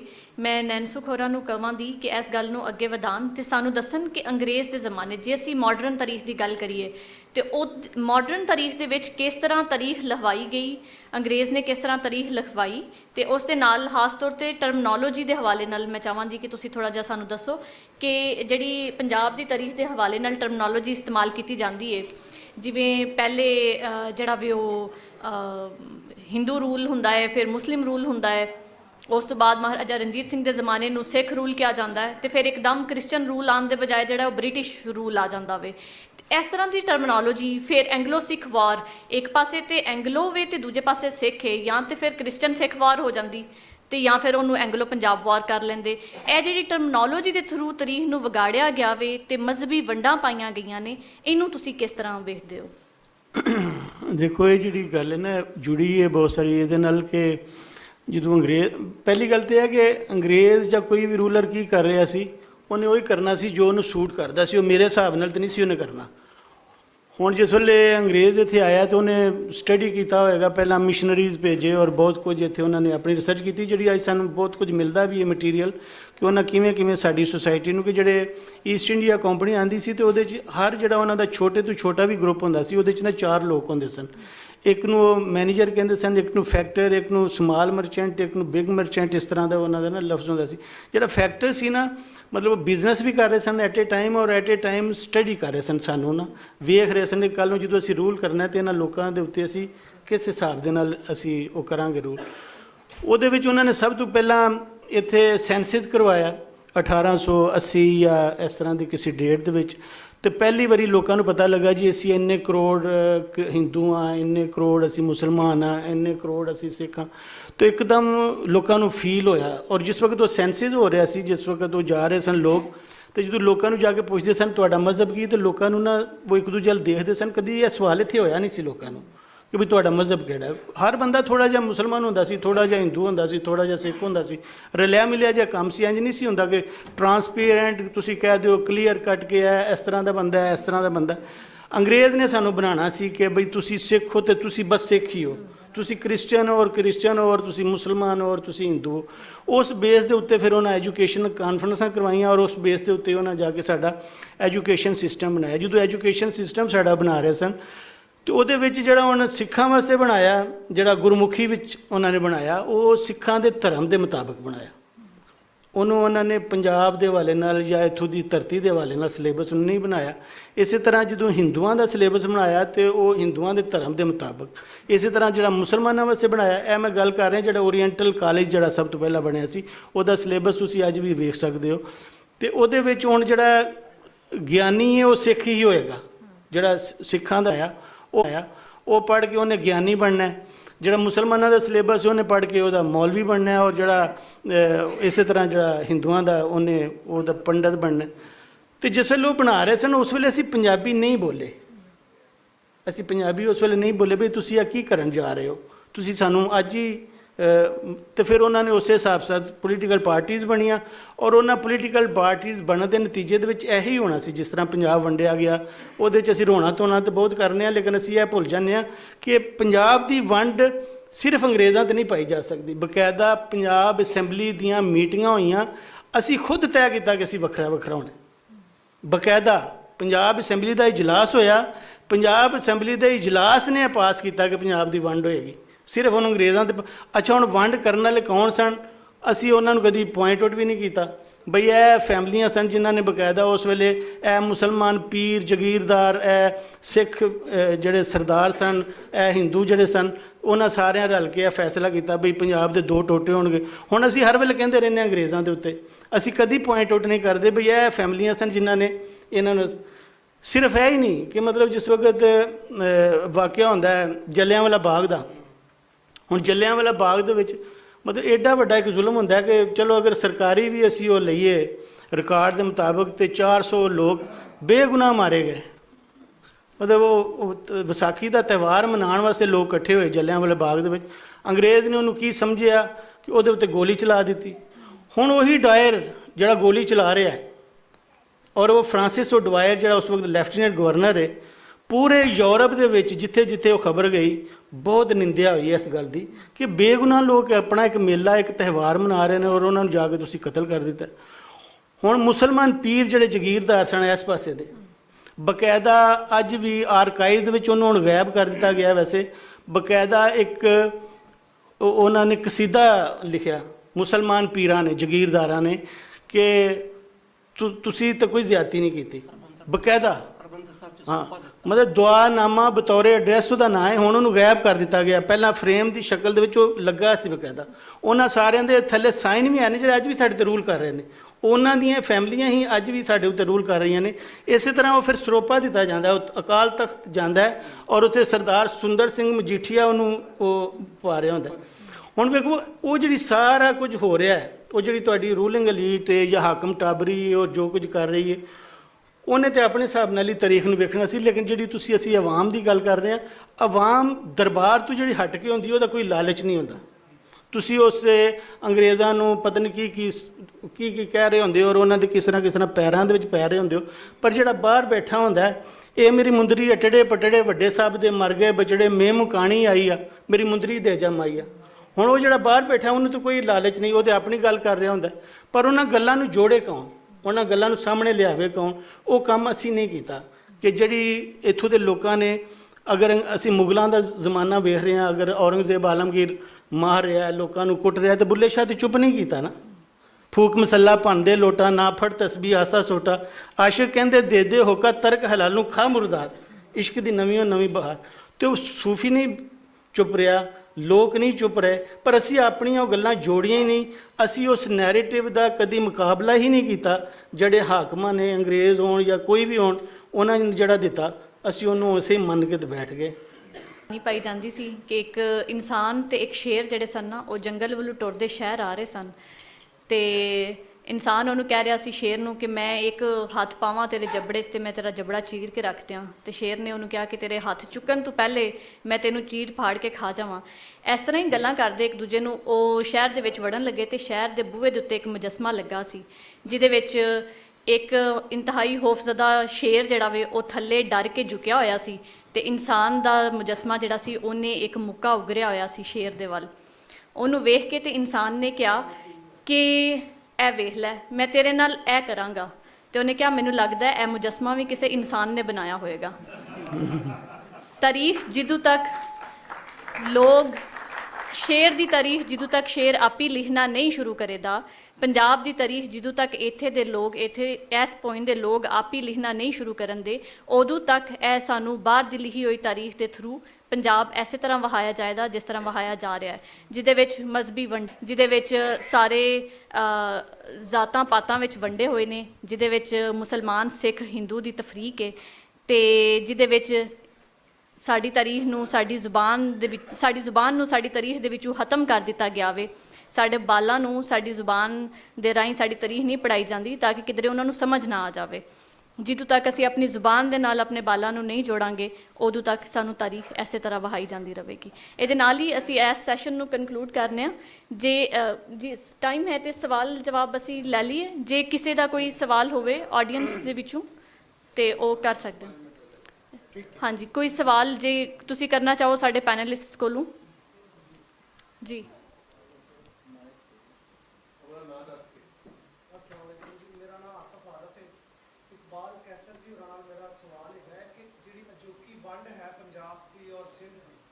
ਤੇ ਹੜੱਪਾ ਜਿਹੜਾ ਹੈ ਉਹ ਸਾਹੀਵਾਲ ਦੇ ਵਿੱਚ ਆ ਗਿਆ ਔਰ ਲਾਰਡ ਕਰਨਲ ਦੇ ਵਿੱਚ ਮੋਜੋਨਾੜੋ ਚਲਾ ਗਿਆ, ਤੇ ਪੰਜਾਬੀ ਵੱਖਰੀ ਬੋਲੀ, ਸਿੰਧੀ ਵੱਖਰੀ ਬੋਲੀ, ਉੱਤੋਂ ਨਾਮ ਵੀ ਜਿਹੜਾ ਹੈ ਉਹ ਹੈ ਵਾਦੀ ਸਿੰਧ ਦੀ ਤਹਿਜ਼ੀਬ, ਤੇ ਅਸੀਂ ਕੀ ਇਹਨੂੰ ਫਿਰ ਸਾਂਝੀ ਤਹਿਜ਼ੀਬ ਸਮਝਾਂਗੇ ਆਪਣਾ ਸਿੰਧ ਦੀ ਔਰ ਪੰਜਾਬ ਦੀ, ਕਿ ਅਸੀਂ ਮਿਲਟਰੀ ਪੰਜਾਬ ਦੀ ਤਹਿਜ਼ੀਬ ਨੂੰ ਮੰਨਾਂਗੇ? ਇਸ ਦੇ ਬਾਰੇ ਥੋੜਾ ਦੇਖੋ ਜੀ, ਇਹ ਸਿਆਸੀ ਵੰਡ ਹੈ, ਇਹ ਅੱਜ ਦੀ ਵੰਡ ਹੈ ਔਰ ਹਰ ਜ਼ਮਾਨੇ 'ਚ ਸਿਆਸੀ ਵੰਡਾਂ ਜ਼ਮੀਨ ਦੀਆਂ ਵੱਖਰੀਆਂ ਵੱਖਰੀਆਂ ਰਹੀਆਂ ਨੇ। ਅਗਰ ਅਸੀਂ ਹੜੱਪਾ ਤੋਂ ਮਿਲਣ ਵਾਲੀਆਂ ਮੋਹਰਾਂ ਦੇ ਉੱਤੇ ਜ਼ਬਾਨ ਵੇਖੀਏ ਜਿਹੜੀ ਕਿ ਪੜ੍ਹੀ ਨਹੀਂ ਗਈ, ਔਰ ਇਸ ਤਰ੍ਹਾਂ ਟੈਕਸ ਉਹਦੇ ਤੋਂ ਮਿਲਣ ਵਾਲੀਆਂ ਮਹਿੰਜੋਦਾੜੋ ਤੋਂ ਮਿਲਣ ਵਾਲੀ ਜ਼ਬਾਨ ਨੂੰ ਵੇਖੀਏ ਤੇ ਕੀ ਉਹ ਇੱਕ ਨਹੀਂ ਹੈਗੀਆਂ? ਜਦੋਂ ਪੜ੍ਹੀ ਜਾਏਗੀ, ਜਦੋਂ ਉਹ ਆਸ਼ਕਾਰ ਹੋਏਗੀ, ਤੇ ਕੀ ਅਸੀਂ ਇਸ ਖਿੱਤੇ ਨੂੰ ਬੋਲੀ ਦੇ ਇਤਬਾਰ ਨਾਲ ਸਿੰਧ ਔਰ ਪੰਜਾਬ 'ਚ ਵੰਡਾਂਗੇ? ਨਹੀਂ ਵੰਡਾਂਗੇ। ਉਹ ਇੱਕ ਹੜੱਪਾ ਦਾ ਪੀਰੀਅਡ ਹੈ ਜਾਂ ਮਹਿੰਜੋਦਾੜੋ ਦਾ ਪੀਰੀਅਡ ਹੈ, ਜੇ ਬਾਦੀਏ ਸਿੰਧ ਦਾ ਪੀਰੀਅਡ, ਉਹਦਾ ਕੋਈ ਵੀ ਨਾਂ ਰੱਖ ਲਓ, ਉਹ ਇੱਕ ਖਾਸ ਪੀਰੀਅਡ ਹੈ ਜਿਹਦੇ ਵਿੱਚ ਇੱਕ ਪੂਰੀ ਤਹਿਜ਼ੀਬ ਹੈ ਔਰ ਉਸ ਪੂਰੀ ਤਹਿਜ਼ੀਬ ਦਾ ਨਾਮ ਹੈ, ਨਾ ਕਿ ਉਸਲੇ ਸਿੰਧ ਸੀ ਨਾ ਉਸਲੇ ਪੰਜਾਬ ਸੀ, ਉਹ ਇੱਕ ਤਹਿਜ਼ੀਬ ਸੀ। ਔਰ ਉਸ ਤਹਿਜ਼ੀਬ ਨੂੰ ਜਾਂ ਤਾਂ ਅਸੀਂ ਰੋ ਰਹੇ ਹੈਗੇ ਹਾਂ ਜਾਂ ਤਾਂ ਅਸੀਂ ਗੱਲ ਕਰ ਰਹੇ ਹਾਂ ਕਿ ਉਹਨੂੰ ਤਹਿਜ਼ੀਬ ਦੇ ਤੌਰ 'ਤੇ ਸਾਨੂੰ ਓਨ ਕਰਨਾ ਚਾਹੀਦਾ। ਸਿੰਧੀਆਂ ਨੇ ਕੀਤਾ ਹੈ ਨਾ। ਇੱਥੇ ਕਿੰਨੇ ਲੋਕ ਬੈਠੇ ਨੇ ਜਿਹੜੇ ਇਹ ਕਹਿ ਸਕਣ ਕਿ ਹੱਥ ਖੜਾ ਕਰਕੇ ਕਿ ਜੀ ਹਾਂ ਅਸੀਂ ਪੰਜਾਬੀ ਹਾਂ ਔਰ ਹੜੱਪਾ ਸਾਡਾ ਹੈਗਾ। ਸਿੰਧੀ, ਕਿਸੇ ਇੱਕ ਸਿੰਧੀ ਨੂੰ ਪੁੱਛ ਕੇ ਵੇਖ ਲਓ, ਉਹ ਸਭ ਤੋਂ ਪਹਿਲਾਂ ਮਹਿੰਜੋਦਾੜੋ ਦੀ ਗੱਲ ਕਰੇਗਾ। ਕਿਉਂ ਕਰੇਗਾ? ਕਿ ਉਹ ਓਨ ਕਰਦੇ ਨੇ, ਉਹ ਮੰਨਦੇ ਨੇ, ਔਰ ਹਮੇਸ਼ਾ ਤਾਰੀਖ ਉਹਦੀ ਹੁੰਦੀ ਹੈ ਜਿਹੜਾ ਮੰਨਦਾ ਹੈ ਕਿ ਮੇਰੀ ਹੈ। ਦੂਜੇ ਦੀ ਤਾਰੀਖ ਨਹੀਂ ਹੁੰਦੀ। ਤੁਸੀਂ ਤਾਂ ਬੇਨਾਮੇ ਹੋ, ਨਾ ਤੁਹਾਡੀ ਬੋਲੀ ਹੈਗੀ ਕੋਈ, ਨਾ ਤੁਹਾਡਾ ਕੋਈ ਤਾਰੀਖ ਹੈਗੀ ਹੈ, ਨਾ ਕੁਝ ਹੋਰ ਹੈਗਾ। ਜਦੋਂ ਤੱਕ ਤੁਸੀਂ ਆਪਣੀ ਤਾਰੀਖ, ਆਪਣੀ ਸ਼ਨਾਖਤ, ਆਪਣੀ ਸੂਝ-ਬੂਝ 'ਤੇ ਕਾਇਮ ਨਹੀਂ ਖਲੋਤੇ, ਉਦੋਂ ਤੱਕ ਤੁਹਾਡਾ ਕੁਝ ਨਹੀਂ ਹੈਗਾ। ਜੀ ਪਿੱਛੇ ਹੱਥ ਖੜਾ ਕੀਤਾ ਜੀ।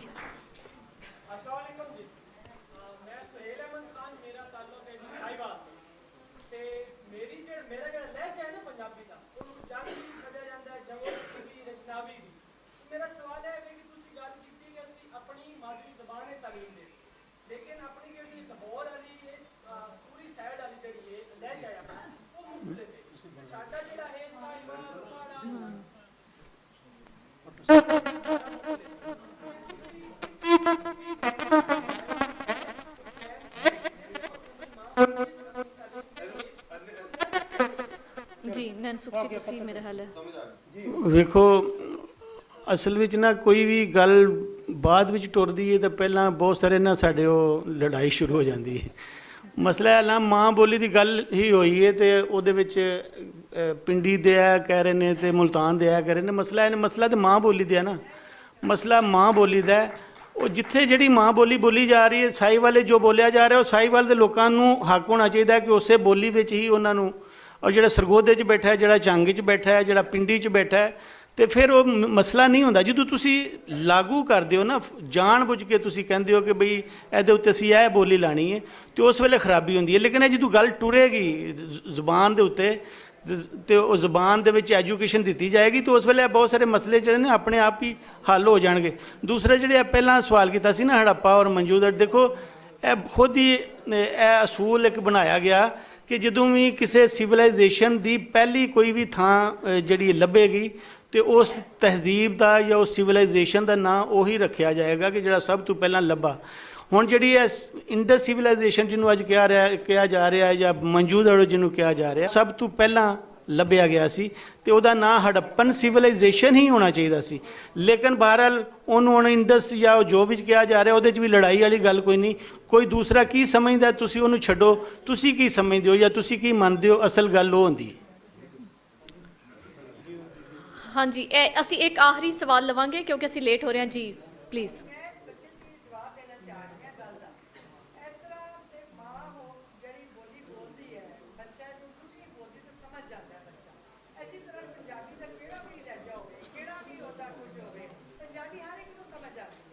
ਹਾਂਜੀ ਕੋਈ ਨਹੀਂ ਕਹਿ ਸਕਦਾ ਕਿ ਮੈਨੂੰ ਸਮਝ ਨਹੀਂ ਆਈ। ਹਾਂਜੀ ਉਰਦੂ ਨਹੀਂ ਆ ਸਕਦੀ, ਸਾਡੇ ਪਿੰਡ ਦੀਆਂ ਔਰਤਾਂ ਪੜ੍ਹੀਆਂ ਨਹੀਂ, ਉਹ ਬੋਲਦੀਆਂ ਨੇ ਪੰਜਾਬੀ, ਉਹਨਾਂ ਬੈਂਕਾਂ ਵਿੱਚ ਜਾ ਕੇ ਕਰ ਸਕਦੀਆਂ ਨੇ, ਤੇ ਨਾਲ ਦੱਸ ਸਕਦੀਆਂ।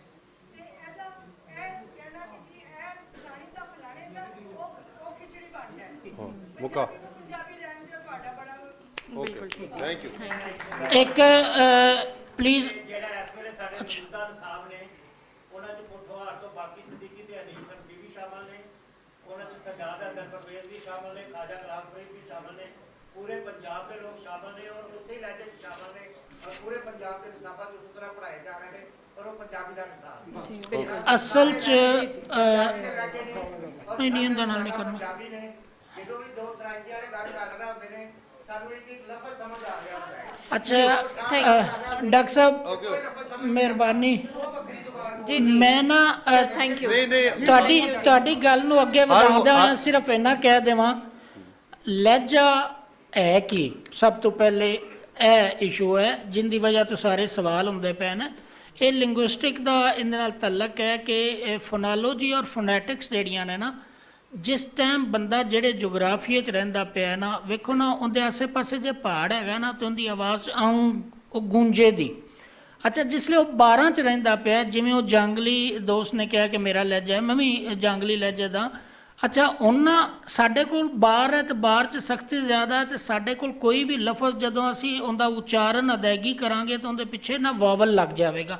ਮਸਲਨ ਜਦੋਂ ਨਾਂ ਸੱਦਣੇ ਆ ਨਾ ਯਾਸੀਨੋ, ਇਹ ਜਿਹੜਾ ਹੈ ਇਹ ਬਿਲਕੁਲ ਉਸ ਥਾਂ ਤੇ ਨਹੀਂ ਹੋਵੇਗਾ ਜਿੱਥੇ ਮੈਦਾਨ ਹੈ ਤੇ ਜਿੱਥੇ ਜੰਗਲ ਨਹੀਂ ਹੈਗਾ, ਉੱਥੇ ਲਾਸਟ ਸਾਕਨ ਹੋ ਜਾਂਦਾ ਹੈ। ਮਤਲਬ ਉਸ ਤੇ ਕੱਲਾ ਨਾ ਯਾਸੀਨ ਇਹ ਨੂਨ ਸਾਕਨ ਹੋ ਜਾਂਦਾ। ਇਹਦਾ ਤਲਕ ਜੋਗਰਾਫੀਆ ਨਾਲ ਹੈ ਔਰ ਇਸ ਜੋਗਰਾਫੀਆ 'ਚ ਇਹ ਨਹੀਂ ਹੁੰਦਾ ਕਿ ਮੁੜ ਬੋਲੀਆਂ ਹੀ ਕੱਲ ਨੂੰ ਵੱਖਰੀਆਂ ਹੋ ਜਾਵਣ। ਅਸਲ 'ਚ ਜਦੋਂ ਗ੍ਰਾਮਰ ਇੱਕਾ ਰਹਿੰਦੀ ਹੈ ਤਾਂ ਮੁੜ ਬੋਲੀ ਇੱਕੋ ਹੀ ਹੁੰਦੀ ਹੈ। ਲਹਿਜੇ ਐਵੇਂ ਹੀ ਹੈ ਜਿਵੇਂ ਬਾਗਾਂ ਵਿੱਚੋਂ ਨਿੱਕੇ ਨਿੱਕੇ ਫੁੱਲ ਚੁਣ ਕੇ ਗੁਲਦਸਤਾ ਬਣਾਇਆ ਹੁੰਦਾ, ਉਹਦੀ ਰਿਚਨੈਸ ਹੁੰਦੀ ਹੈ। ਸੋ ਇਹ ਸਵਾਲ ਹੀ ਨਹੀਂ ਹੈਗਾ। ਫਲਾ ਮੁਕਾਓ ਜੀ ਥੈਂਕ ਯੂ ਸੋ ਮਚ। ਜੀ ਜੇ ਸਵਾਲ ਹੈ ਤੇ ਫਿਰ ਕਮੈਂਟ ਨਹੀਂ ਪਲੀਜ਼ ਸਵਾਲ। ਜੀ ਜੀ ਪਲੀਜ਼ ਮੁਖਤਸਰ।